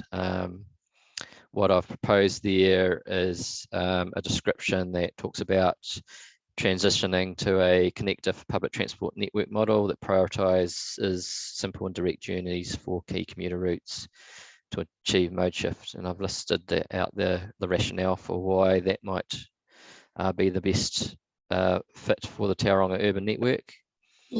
And I guess I've provided an exemplar of our recent public transport planning exercise, which was the refresh for services to the east of the city, where I guess the model was applied in practice. So we were talking about simplifying the network, more direct journeys, improved legibility, but still retaining some of those benefits of a connective model, which is retaining the frequency and the ability to transfer at hubs so that people have access to more destinations. Yeah, certainly interested in members' feedback on that. So Mayor Weber, followed by Councillor Nees. Yeah, I think just around about, because we've gone past the policy thing, an overarching thing about policy, councillors beware. What we ask for will drive up headcount. The more we ask for detail around these policies, and the other thing is less is more, and only focus on what we can influence. We're about to move into an area now that I think is right outside of our area of scope of what we should be looking at. This is a Tauranga issue, and that's to me for Tauranga City Council to sort out amongst themselves. We put in what are the requirements for, and I go back to form follows function. We've determined the function. How Tauranga City want to put that in place, that's up to them. How Rotorua want to do it, that's up to them. And I just wonder whether, I've heard, and we hear it all the time, everybody's focusing on Tauranga. We are a regional group. Let Tauranga look after theirs. And I just wonder whether we should actually be in this space, or is there a subset that should be set in between the regional council and Tauranga City to go and sort this out? Because from my perspective, I don't care. I'm more focused on my own area and making sure that's there. And we will work with the right people to make sure that we're doing what we're supposed to do. So I just wonder why we're putting so much effort into Tauranga Urban Network. To me, that's between the regional council and Tauranga City. Just to say, there is a working group that has been established between Tauranga City and the regional council to look at specifically Tauranga-based issues. Well, so, that's fine. Let them report back to us when they've completed their work. Councillor Nees. Yes, thank you. The only comment that I would make about this little diagram here is that it doesn't reflect the connectivity with other modes, for example, ferry services, and it doesn't reflect connectivity with potential park and rides, which might mean that we get a lot more patronage on this bus network without people actually bringing their cars all the way into town. So I do believe that there are some levers that we can push to actually drive up patronage on the buses, which are not directly related to the routes. Right, yeah. So yeah, I guess just clarifying the scope of this proposal was focused on basically the geometry of the urban public transport services network. So our bus services and how they relate to each other.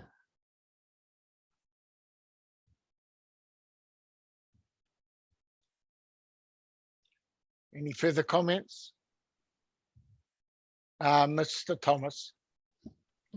Thank you, Chair. And look, I just want to agree with Mayor Weber's comments here. And I think this is going down into detail and actually falls under that heading of partnerships. And it's about the partnership between regional council and Tauranga City, or regional council in Rotorua or Whakatane or wherever.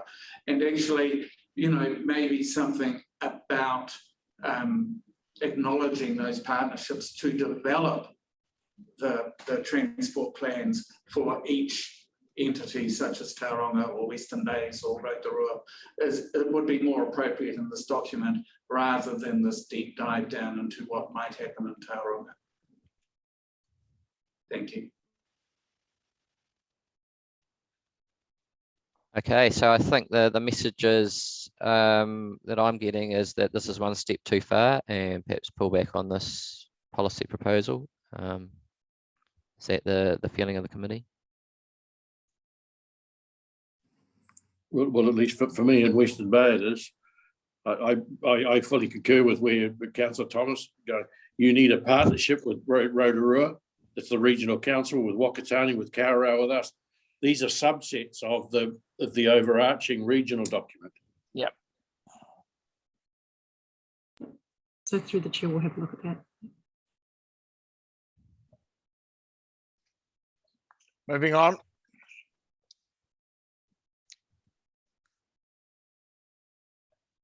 Okay, so the next policy proposal in this suite is around service optimization. So this is around, I guess, the sort of topical theme around how do we increase utilization of the services, and what are our thresholds for, or what are our expectations around patronage as a measure of capacity.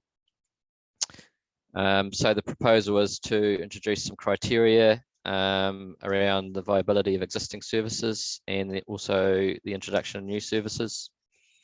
And so for each of the classifications,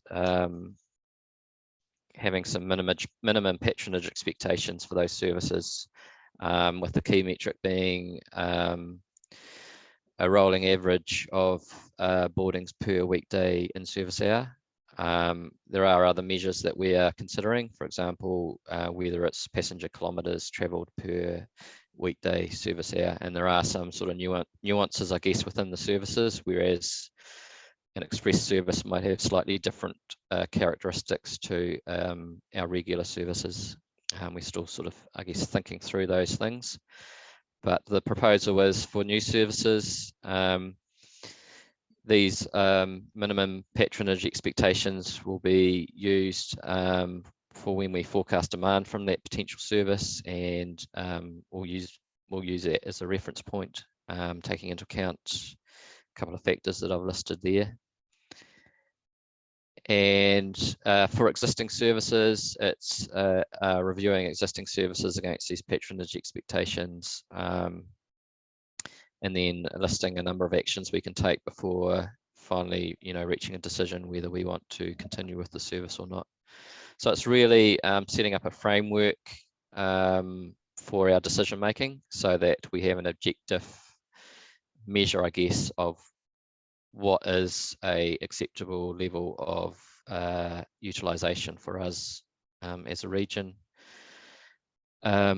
Obviously, I haven't put the metrics in yet, and we still need to ground truth those against the data. I understand at the recent Public Transport Committee meeting, you might have got some fresh data around how services are being used. So we're going to work with our data people to look at what the appropriate settings are. So yeah, definitely interested in feedback. Mayor Webber, Councillor Nees. Yeah, thank you. I just wonder if you're getting the horse before the cart here. To me, going back to some of the earlier, we need some data by route. What's the capacity utilization of the route? All we're trying to do is put a name around it. I don't think it really matters whether it's an express, a connector, or whatever. Is it the right route for this? Are we getting the right patronage? And I think I'd much rather, make sure we're getting the right data, and then providing the service that meets that need.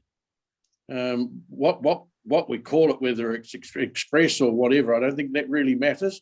So to me, it's more around the data, and have we got the right service for the community that's asking for it? Thank you. Agreed. Councillor Nees.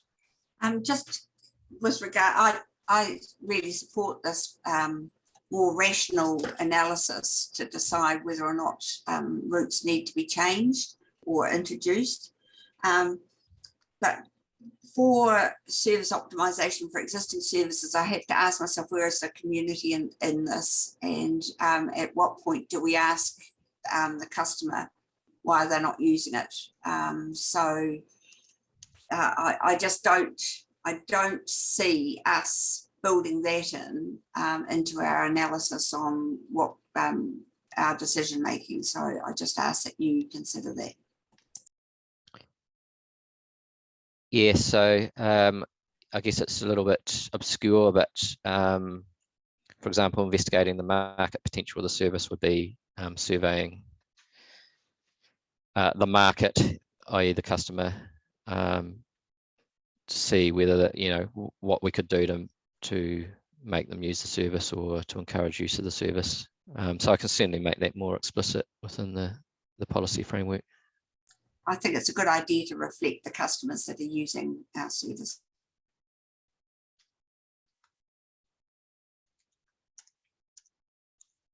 Right, moving on.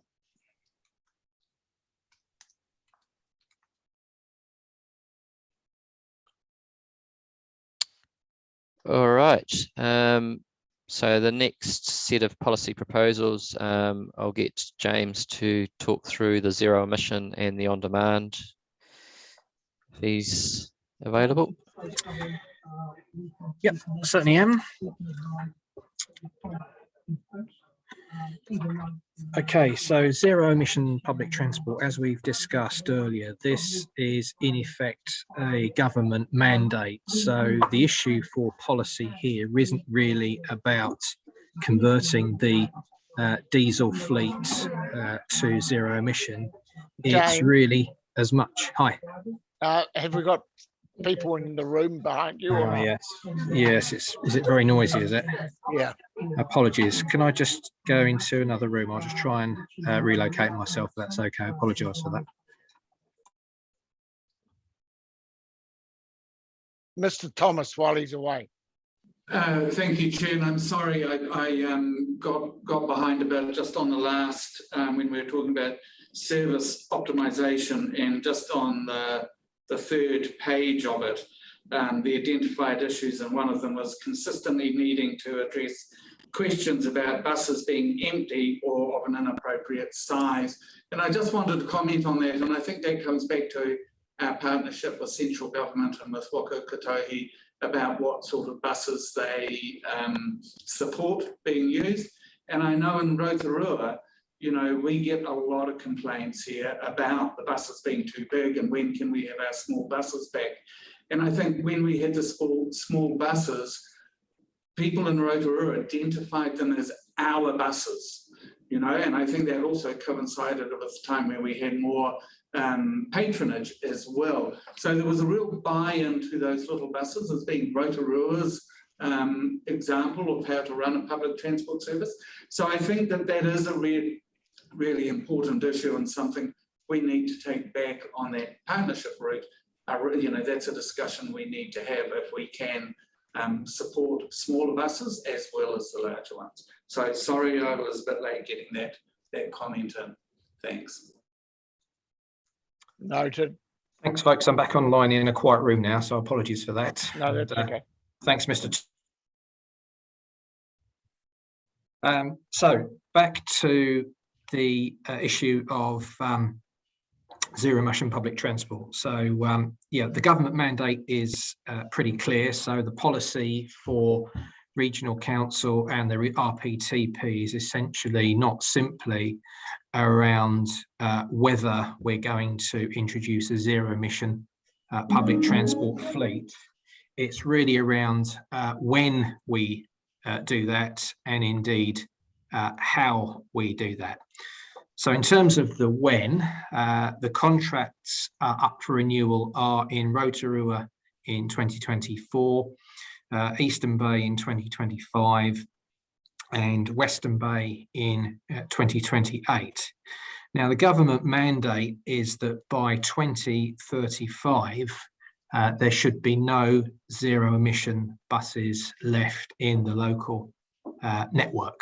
So really the choice for the next set of contracts is whether to introduce zero emission buses ahead of time, or retender those contracts with diesel buses, or do something of a hybrid approach where zero emission buses are introduced gradually throughout the life of the contract. So all of those are potential options in terms of making the transition to zero emission buses. In terms of the how, as was discussed earlier, one of the key decision points is whether the existing arrangements under PTOM, whereby the infrastructure, that is the depots and the fleet, which is the buses, continue to be owned by a private operator, or whether there is an option for either the depots and also possibly the fleet to be owned either by regional council, by a council-controlled organisation, or possibly even a private third party. It's fairly likely that the new public transport operating model will, in principle, enable any of those options, and is, in essence, provide more flexibility as to what the future ownership model for infrastructure and a fleet will be. So the key question for our policy is, what do we want to say about the appetite for owning infrastructure, particularly the depots, and also the fleet? You know, there are pros and cons on both sides, and so it's an interesting one to discuss in terms of what members think would be their potential preference at this stage, recognising there's a lot of technical work to undertake in order to be able to come to a final decision. But I'm certainly very interested for councillors' views on this subject. Councillor Neves.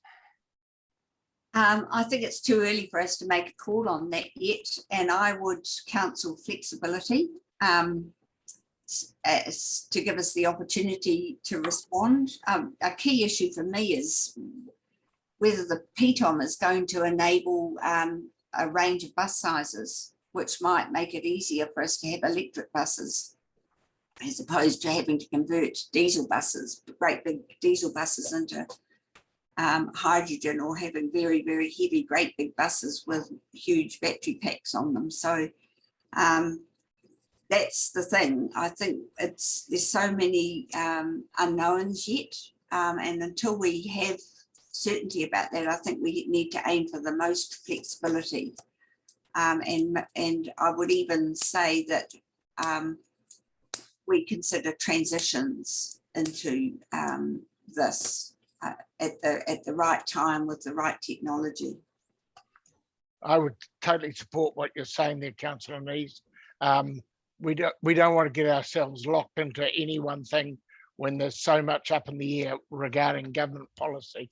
But we do need to be prepared, and a plan needs to have some options. So we need to think about it in a policy setting to allow us the flexibility of options at the very least. So it's Mr. Thomas, then Councillor Thompson. Thank you, Chair. And look, I agree that we absolutely need flexibility on this. I think it's important that we do develop some strategies for when the new contracts start to happen. So we need to have a plan by 2024. We've got 3 contracts coming up between 2024 and 2028. So we need to know what we're doing by then, but I think we need to keep it as open as we can, but actually have something in our strategy and a policy in there around that flexible investigation of all options, rather than limiting ourselves and you know, maybe going beyond a feasibility study, but still keeping our options open about what comes out of it. Thank you. Councillor Thompson, followed by Mayor Webber. Yeah, I support the principle of flexibility, but in terms of developing policy, I don't want us to lose sight of the fact that we as a regional council, have declared a climate emergency, and we've got climate action plans. So I want to see some integrated policy in this space, which talks across all of the, all of the strategies and actions that we've got in place. Thanks. Mayor Weber. Yeah, at the risk of agreeing again, we've already got a climate thing. To me, this is so simple. I don't even know why we're discussing it. We know when the contracts have been renegotiated. That's our next opportunity to change the emissions in the fleet. So we will, all we need to say is we will work as hard as we can to get the right vehicle, the fit for purpose fleet at each time when we come to renegotiate the tenders. I think the other thing that we have to do is we have to lobby that PTOM, and I think the regional council does not understand how to read that properly. You can put on smaller buses if you want to. So that's easy. The next bit where I think we're going to see some real scope creep is where the regional council wants to own buses, depots. God forbid, I don't know that regional council has any idea of what you're looking at. I've run a fleet. The compliance issues are your responsibility. All of the depots, the service of these vehicles, you've got 24/7. You've really got to understand what you're doing. And look, local government, this is something, it's not part of emissions control. Owning the assets will not help your emissions. So I don't even know why we're looking at it. If the regional council want to do it, but don't please waste my time at this committee looking at it, because you're going to have to recover it through your rates, and you have to go and tell the public how you're going to recover it through the rates and provide all the certifications that are required. These are passenger vehicles. It's a very different world. So through the chair, I think it is worth reflecting on why it is that owning depots may be an option. And it's really because of the issue around market access. So at the moment with diesel buses, it's relatively easy for any operator to find a site and a suitable facility for diesel bus fleet. Because the technology is relatively simple in terms of fueling, maintenance and all that sort of thing. It's actually a lot harder and a lot more complex when you have a depot that needs to be set up for zero emission buses. You have a lot more technology required to be able to service and maintain that fleet. What that means is that there are a lot more barriers to different operators setting up their own depot in competition to an incumbent operator. So as someone mentioned earlier, the danger is that the incumbent operator has a huge competitive advantage compared with any other future operators for a tendered contract. So if you have, let's say, a depot owned by a third party, it doesn't have to be regional council, and then you have operators who can then compete to lease that depot, that gets over the issue of barriers to competition. So it's more about having an independent party owning the depot rather than one operator who can then exclude the others. That's really the point we're trying to make. I respect your right to your opinion. It's just I have a totally different one, sorry, and I just cannot get into your space. I've seen the number of closures of factories around New Zealand, which 20 years ago was the right place to put them, but because of circumstances they've walked away from. And setting up a diesel pump as opposed to an electricity output is not all that different. But I'll leave it there, thank you. Thank you. Any further comments? All right, moving on. Okay, so on-demand transport is also one that is a hot topic. Again, as mentioned earlier, the trial of on-demand public transport in Timaru has certainly demonstrated the ability to increase levels of patronage compared with fixed route services, albeit at a significant additional cost. And councillors will be aware that there have been various proposals for on-demand public transport coming forward to regional council over the past couple of years. And what, in essence, we're trying to do here is set some policy around when it is we will actually consider on-demand public transport. So some criteria are really what we need so that people can understand how we make robust and transparent decisions about whether to consider provision of on-demand public transport or not. Because given the cost, we have to make sure that wherever we do provide such services, they are really because there's no other alternative. So it could include, for example, areas of low passenger demand where regular bus service is not considered viable. You know, we've talked a lot about the issues in rural areas in particular. So this is something that may be particularly applicable to rural settings. On-demand can also operate as a feeder service into existing public transport hubs for those less accessible areas. So a little bit like park and ride, except you're using an on-demand public transport service as opposed to someone's car. And there's also the criteria around specific categories of customers. So with mobility impaired people in particular, their ability to access a fixed conventional stop may be quite compromised. The advantage of on-demand public transport is that it's much likely to be able to pick them up closer to where they actually live. And so if there are areas of the region where there are higher concentrations of people with mobility impairments and where conventional bus stops are perhaps hard to provide, on-demand could be a real solution to that challenge. So those are some of the possible criteria for on-demand public transport. Again, very interested to hear from councillors about whether they think those criteria are sound and whether there are any other criteria that you would like us to include in the policy. Councillor Thurston. Yeah, for me, the jury's still out on the demand on this initiative. And I think we've had to take a reality check with what's coming out of Timaru.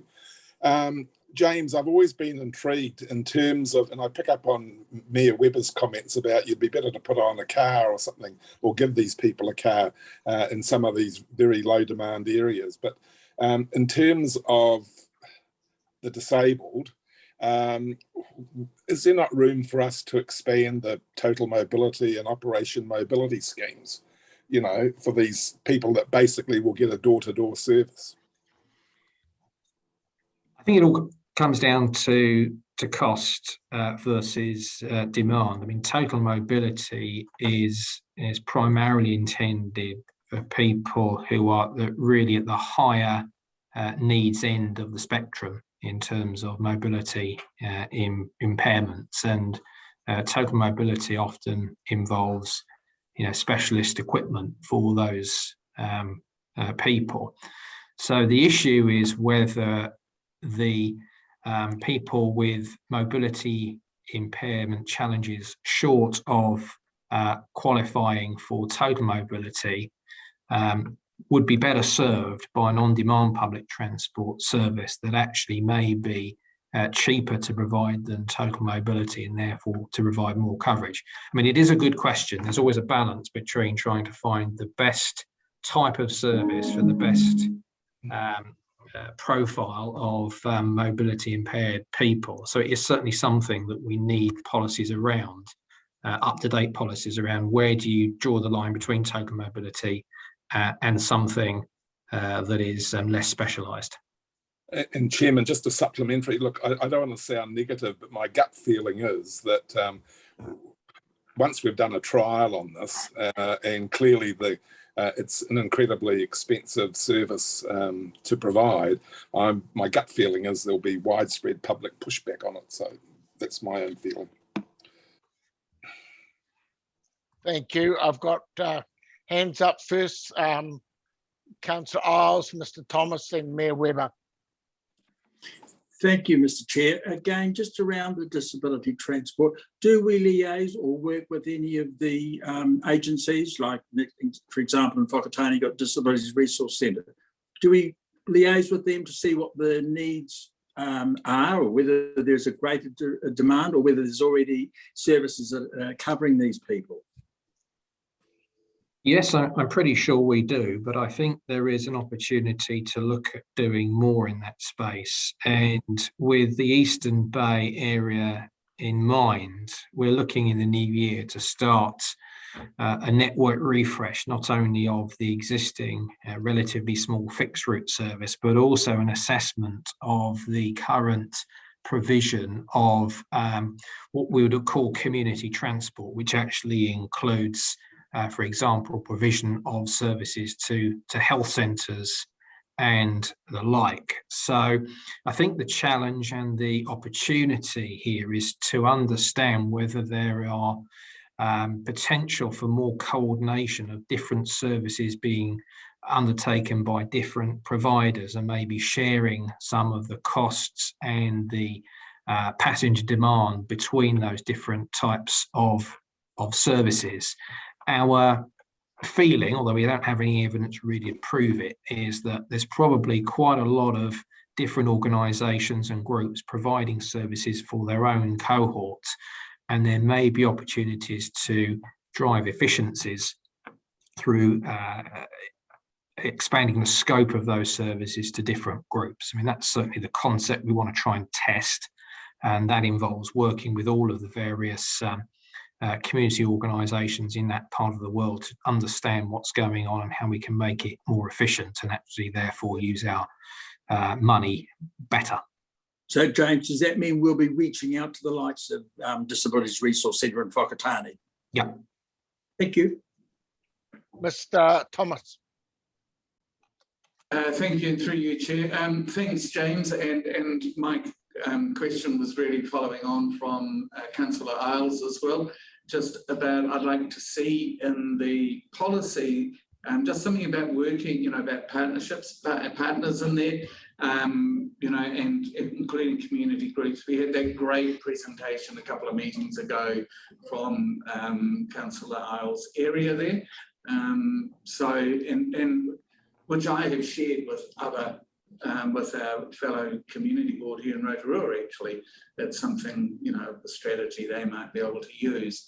I do think it's important to realise that while these services may be expensive now, in 3 or 4 years' time, their costs may be lower.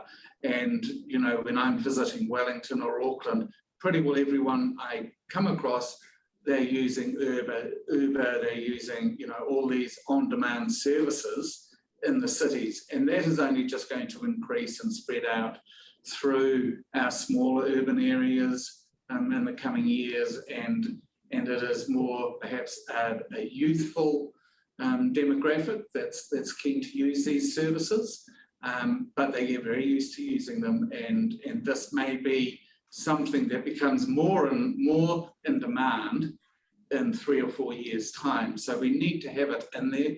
I know these are just trials, and I think that it is worthwhile that we are trialling these new ideas and any other new means of transport that come up. And, it may come down to self-driving vans in the future, and that's not necessarily 10 years out either. So thank you. Thank you. Mayor Webber. Yeah, thank you. I'm with Councillor Thurston here and Councillor Isles. Remember, form follows function, and I think we really got to work out what is the problem we're trying to solve here. Because, a lot of these vehicles, or if you're looking at mobility, a lot of the people need a very different vehicle. And in my past life, St. John's are providing a service for people in Te Puke and other areas to get to Tauranga Hospital. The Cancer Society are providing a service to get from Tauranga across to Waikato University. Councillor Isles has told you about the situation he's got in his part of the world. The Cancer Foundation are doing idea services. I'm aware of what they provide around New Zealand. I think we better to go and talk to some of these people and say, hey, what could we do to part subsidise their operations if they're struggling because they're voluntary organisations, rather than us go and put in something that the way we get on with doing this, it'll be a bugger's muddle, because what Idea Services want is totally different to what St John's provide, which is totally different to what the Multiple Sclerosis Society have to do and what the Stroke Foundation have to do. So I think we just need to go and talk to all of those organisations and say, what is the need? And then work out where to from here after that. Form follows function. Thank you. Yep, agree with that. I think we've run out of comments. You're happy? We move on.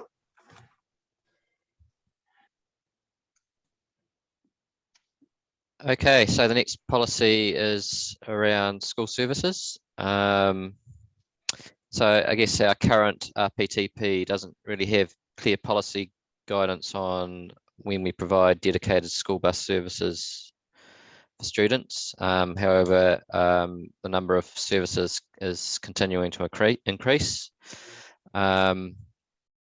which obviously requires additional resources and potentially duplicates the service offering on the public network. So obviously we're talking about a policy for the Tauranga urban area only, because the Ministry of Education provides school services outside Tauranga urban area. What the policy proposal is to provide a more directive policy in the RPTP with criteria for the provision of dedicated school bus services. And some of the potential criteria we're looking at is, for example, focusing on provision within school enrolment zones only, or focusing on provision for primary and intermediate school students, which are probably have the greatest need, I guess, for dedicated school bus services as opposed to secondary students, possibly setting minimum and maximum thresholds around demand for those services. Yeah, so I guess those are some of the sort of policy interventions we're thinking about. And obviously, if we don't provide a dedicated school bus service, there's the option of encouraging students to use the public transport system for their school travel needs. At this point, it may be just limited to the consideration of new services only, but there's certainly a policy option of retrospectively looking at existing services, whether they meet the criteria from a certain date. Yeah, so I think the second slide provides the rationale for why we're considering this policy proposal. Open for comment. And so I've got Mayor Webber, Mr. Thomas, Councillor Thompson in that order. Thank you. Yeah, I reiterate my early points. We are focused on within school enrolment zones, and wherever possible using the existing services, which are public transport rather than dedicated. I know the number of buses that come in and out of Amakoroa, where Otamoto is the designated zone or caddy, but we've got buses going to Tauranga Boys College, Tauranga Girls College, Aquinas, Bethlehem, all of those.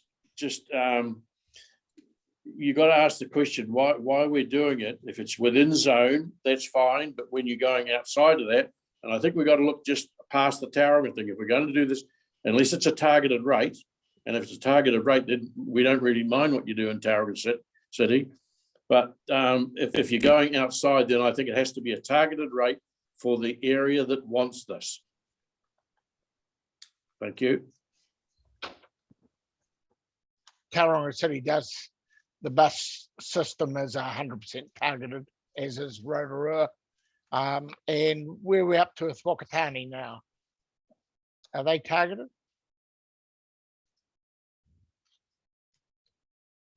Staff? No. Still not. Actually, through the chair, let me just follow up on that one and get back to you. All right, we'll go to Mr. Thomas, followed by Councillor Thompson, Councillor Thurston. Thank you, Chair. And look, I just want to brought this up before, and I'm just concerned about the word Tauranga in there. You know, we've got a network review happening in Rotorua at the moment, and we saw some of the proposals at our last meeting, actually, where a lot of the routes being simplified and may not go near the actual schools in the area.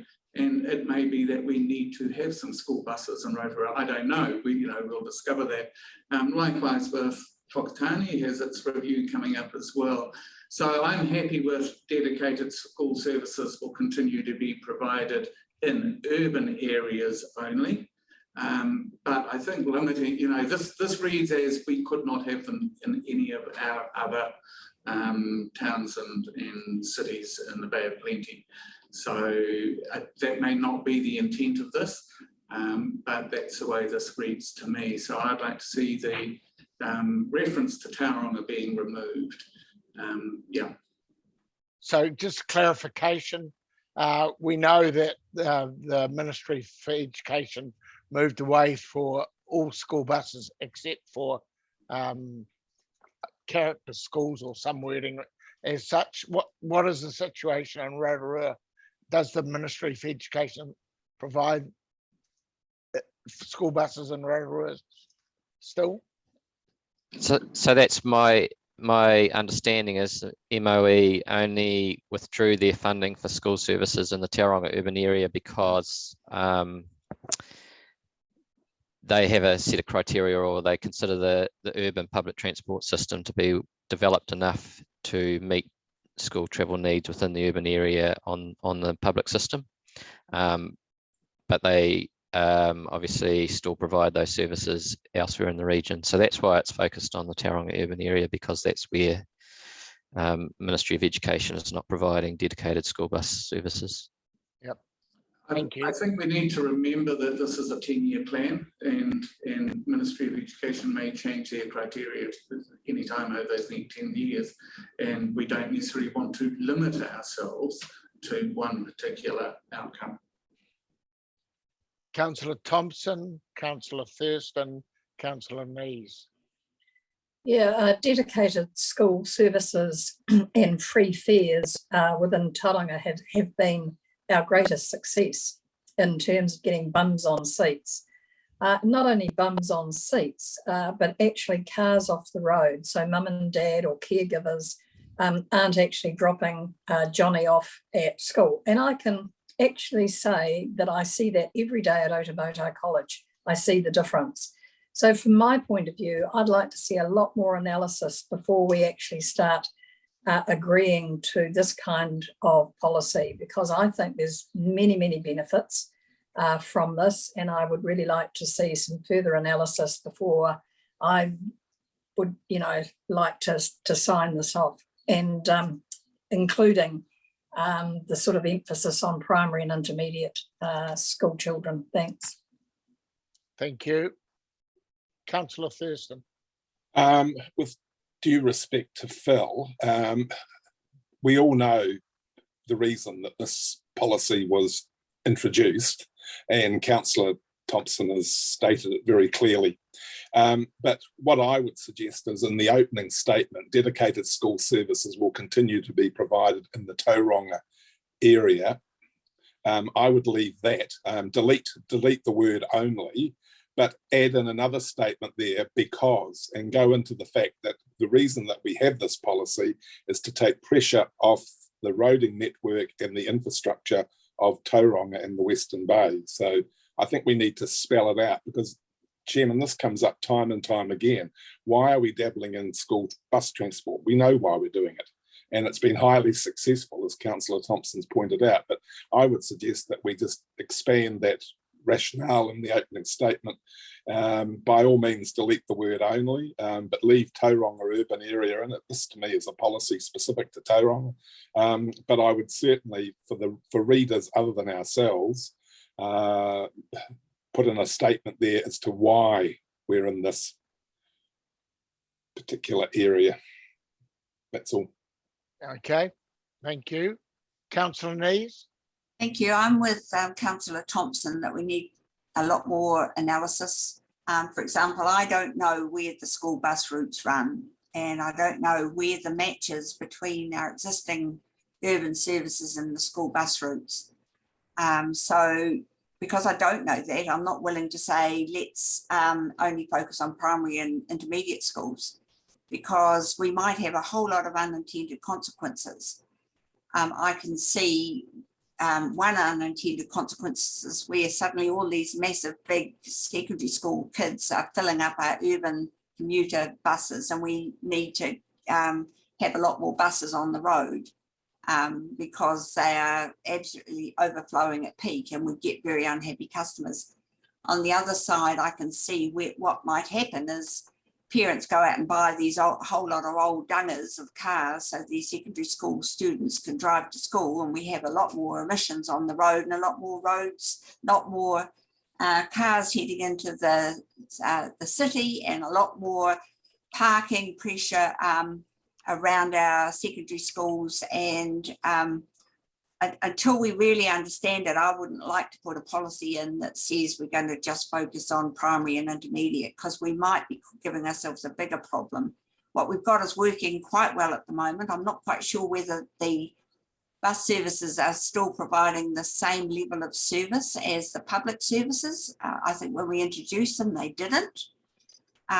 So if they're up to standard with the public service, that's one thing, but if they're not, we potentially are adding an extra cost by driving all of these extra secondary school kids onto a public, main public route.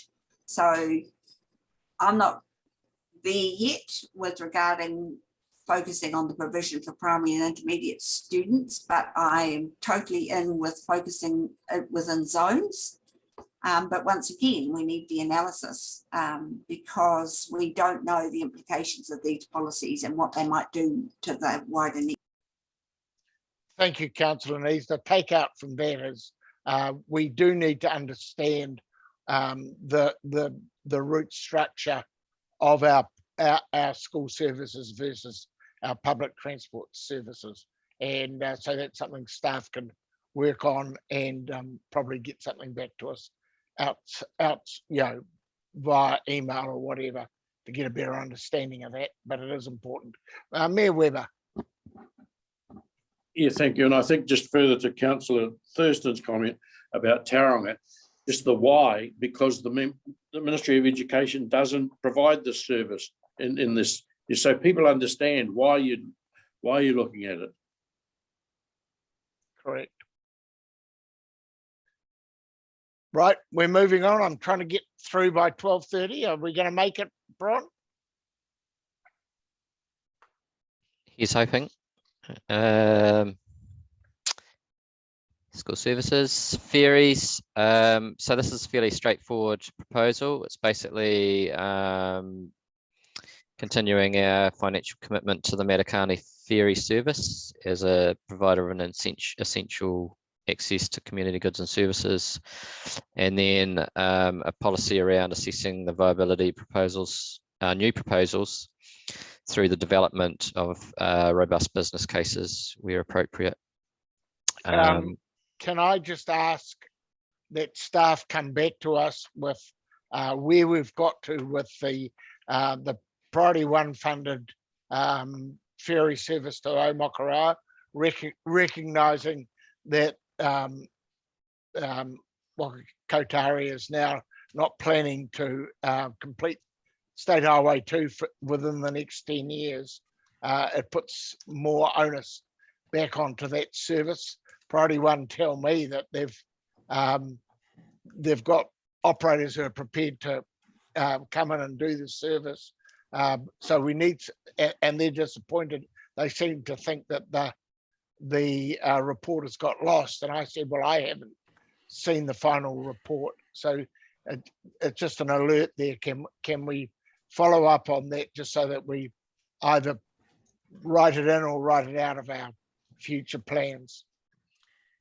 Yeah, through the chair, I will just make people aware that we are talking with a specialist ferry consultant who used to work for Fuller's in Auckland around understanding the current state of play with regard to the Priority 1 work and identifying the potential costs and benefits of that proposal for ferry service. So that is a piece of work that will be undertaken at the start of next year, and that will give us a sense of what the potential financial commitments, both capital and operating, would be for provision of a ferry service, as has been previously outlined in the Priority 1 work.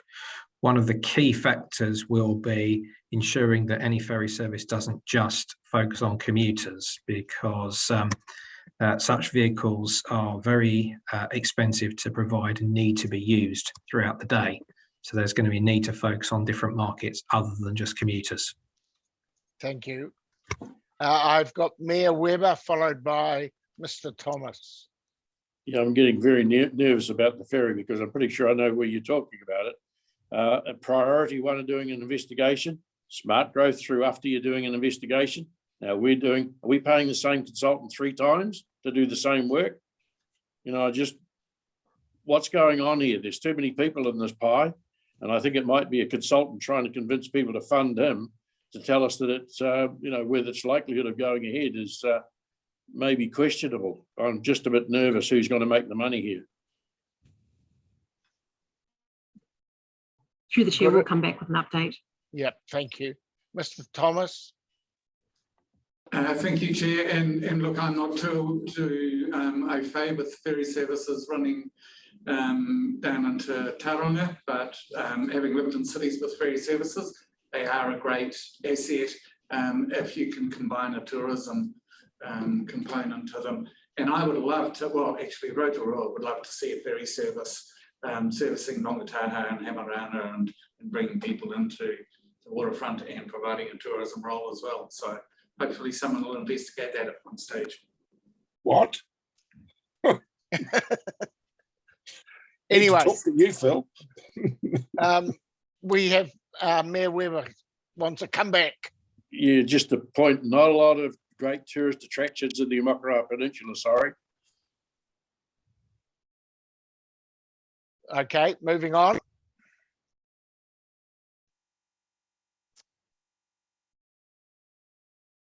Okay, so a final set of policies, and really I just wanted to focus on the first one. The second and the third one are really provided there for information purposes.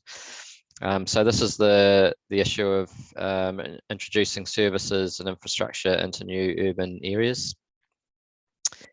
So the policy proposal is an update to the policy in the current RPTP, which essentially sets a minimum threshold for developed area and density for when new public transport services will be considered. And there's a requirement there that the planned public transport infrastructure is consistent with the rest of the policy framework in the plan. And so as I've provided in the rationale, it's consistent with the planning approach in current business case development. For example, Tauranga West, it provides that clarity on minimum requirements in these new urban, peri-urban settings around size and density. And it will also link between service and infrastructure provision within the RPT policy framework. And the second slide is really just an exemplar with some of the metrics from Tauranga West, which would suggest that the services would be in there from the first year, that dwellings are developed, and obviously the minimum density requirements will be met. Thank you. So, I've got Mayor Webber, Mr. Thomas, in that order. I know what Mayor Webber's going to say. Yeah, well, I would have thought Councillor Thompson would have been out of the blocks ahead of myself. To me, this should be written into the rural policy statement for urban development.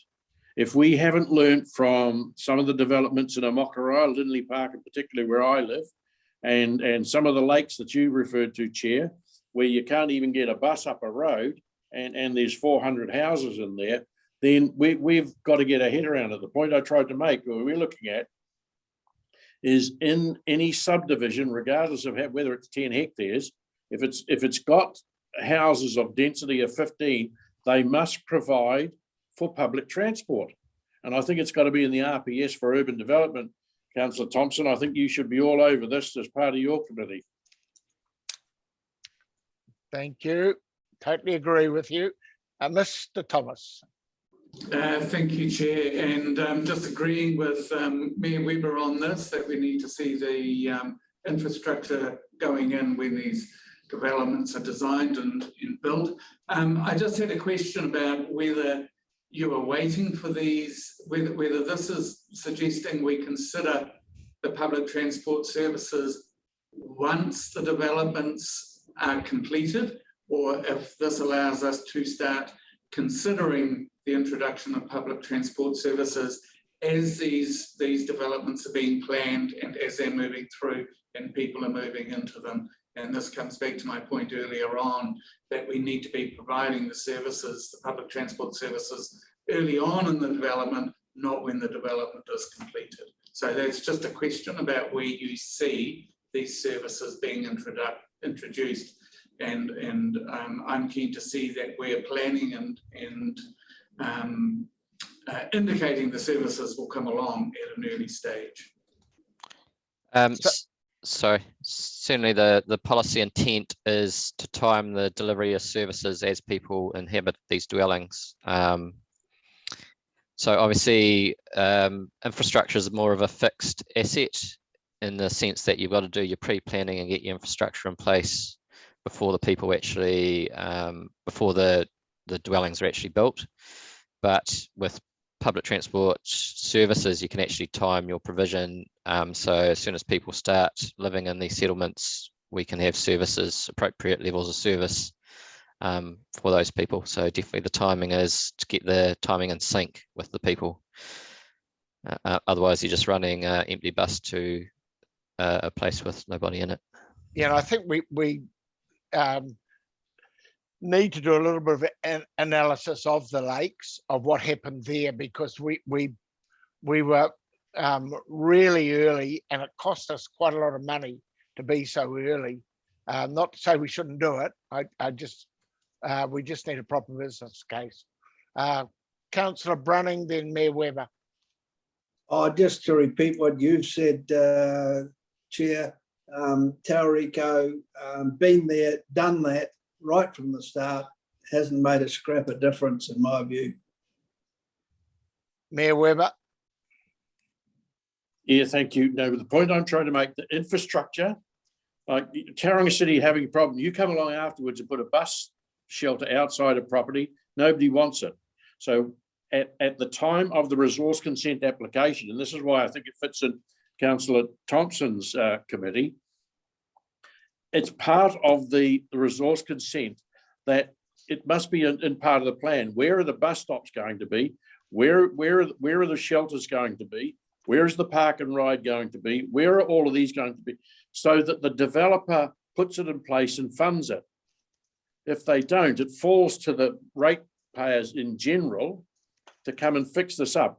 If we want public transport focused development, then we must force it on the developers to do it when the bulldozers go in there, when the surveyor goes in there, right at the beginning, not when the first house is built. That's too late, because the first house will be the first place to complain about a bus shelter outside and looking at, you've just buggered my view. Well said, Your Worship. Yep. Well said. Councillor Thompson, write a reply. I totally agree with everything Mayor Webber has said. We're talking two issues here. We're talking the provision of the infrastructure, and then we're talking about the actual operationalisation of that. But absolutely, this is, what's the difference between a PT service now and a sewage pipe? Same thing for me. Yep. I think we're all aligned. Norma, have you got another question or? No? Okay, moving on. Time's running. That's pretty much it for today. Unless, anyone had any other points they wanted to raise on the last couple of policy proposals there. It's really just there to highlight the type of policy we'll have under our partnerships banner. So this is what we introduced with the PT operators at the workshop, and they were all behind this, having this sort of policy in the plan. And then there's a policy on contract units. Yep, I'm inviting Councillor Thompson, then Councillor Nees, and anybody else to make final comments. And then I'm going to ask Namuta if she wants to do a bit of summarisation of where we've got to. Thank you. My final question, Bron, and I've decided that I'm just going to keep asking this question until I'm pushed off the council. When will there be a bus shelter in Millers Road up the top by the Brookfield shops?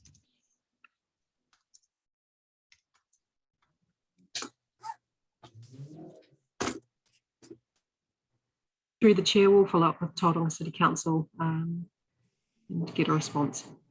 The poor people standing in the pouring rain this morning. Unbelievable. Councillor Nees. Yes, thank you. I'm sorry, I'm going to have to go, but my point is we still haven't got any policy around park and rides, where we're trying to prevent this crisscross of people driving across the city to get from one side of the city to the other, and to provide abilities for them to link into our networks. And, you know, I acknowledge what's happening in Amokoroa, where we was, you know, thought in advance about having some space for people to park their car so they can catch the bus if they want to. I really believe that we need to be being a bit more explicit about that, because at the moment we do lots of talking and we're not seeing much action other than in the Western Bay. Thank you. Councillor Brunning.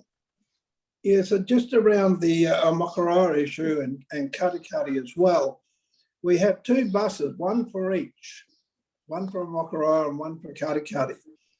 And it would seem that with the patronage, it could all be done by one bus.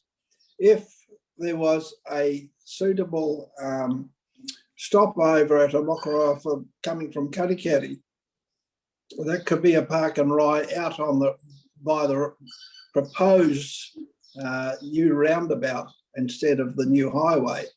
So I think that needs to be incorporated into some of the investigation and thinking around the roundabout of Amokoroa. Thank you. Thank you. Before I go to Namuta, I'm just going to ask you, Michelle, it's your first meeting. Have you got any thoughts or wisdom that you want to impart to the committee? Thank you, Mr. Chair. Probably on reflection, one thing that sprung to mind was the conversation around the 500 metres and the measurement of bus shelters or access to PT. And I seem to remember there was some research about willingness to walk and distance, and I'm pretty sure that's where that 500 metres came from. And so I'm just wondering if maybe these two measures, you know, acknowledging the park and ride and connectivity to maybe places you can put your bike, the end of journey facilities and things, but I'm pretty sure, and Bron might know, that that 500 metres comes from previous research, and so that'll be, I'd quite like to explore that a little bit further. But otherwise, yeah, really interesting meeting. It's really nice to see the committee lined up on a lot of these things, and I'm really looking forward to observing how this all comes together. I don't have anything else particular on a topic to share. Thank you. Appreciate your feedback. Namuta, summary. Tēnā koutou, councillors, just by way of quick summary of where we've gotten to with your conversations today. So taking you back to the start when we talked about challenges, you asked us to reorder the opportunities to focus particularly on mode shift and rural accessibility. In terms of the opportunities, you asked us to introduce the new opportunities around that emerging innovation technology, as well as really trying to get people on the buses. So looking at marketing, travel demand management information. You also asked us to reorder that list to make sure we focus on the key areas first. As part of the vision, you gave us direction to use A, getting more people onto public transport, and B, from the other list, to combine those together to make that a vision. In terms of the objectives, you asked us to reorder them to make them put the most important ones first. In terms of that mode shift and planning, you asked for more understanding and information in terms of the 80% of dwellings in the region. You asked us to look at the 5% target, and as Michelle said, the 500 metre distance as well. Under the customer experience and information component, you asked us to introduce the word consumer user into that. In terms of partnerships, you asked us to look at a measure for how we measure partnerships. Under services and infrastructure delivery, you asked us to add safe infrastructure. For the next set of focus areas, you asked us to focus on commuters. You asked us to focus on all parts that drive mode shift. And you asked us to look at providing for services in the rural areas and making those much more visible. Under the policy focus, you noted that fares were only one tool of a broader toolbox. And you asked us to consider tertiary students' fares in that space as well. Again, you asked us to add the word user in front of, after customer, so user experience. In terms of service planning, you asked us to include rural. You asked us to broaden out not just Tauranga, but urban networks too. In terms of the mode shift, you asked us to prioritise and focus on the key focus areas. There was a question around where are ferries and ride share facilities and making that more visible. And in terms of partnerships, you asked us to consider schools and tertiaries, and also noted the importance of tangata whenua in the partnership component. In terms of the policy formation with the service planning principles, you asked us to make sure we connect with other modes and the emphasis on the new development and public transport being really critical to new developments, and making sure we provide them ideally from the start. In terms of the service levels for infrastructure, you asked us to include service levels for infrastructure, and there was conversation around that. You asked us to relook at the Tauranga urban network information and to see if we, and with a partnership lens as well. You asked us to look at service under the service optimization to emphasize the customer interface components and also look at partnership and the support for smaller buses. In terms of zero emissions, you asked us to keep that flexible with the opportunity, particularly being at the contract renewal stage, and there was the question and discussion around ownership. In terms of on-demand public transport, you asked us to emphasise the importance of partnerships. With school first services, you asked us to do more analysis and information, particularly in terms of the when focusing on the primary and intermediate schools, and there was support for school services within zones. There was a question around Tauranga and whether we specifically keep it with Tauranga or not, and there was some suggestions around how we explain the why in the upfront paragraph being important. In terms of ferry services, you asked us to provide an update on ferry services, so we'll take away that action and come back to you on that.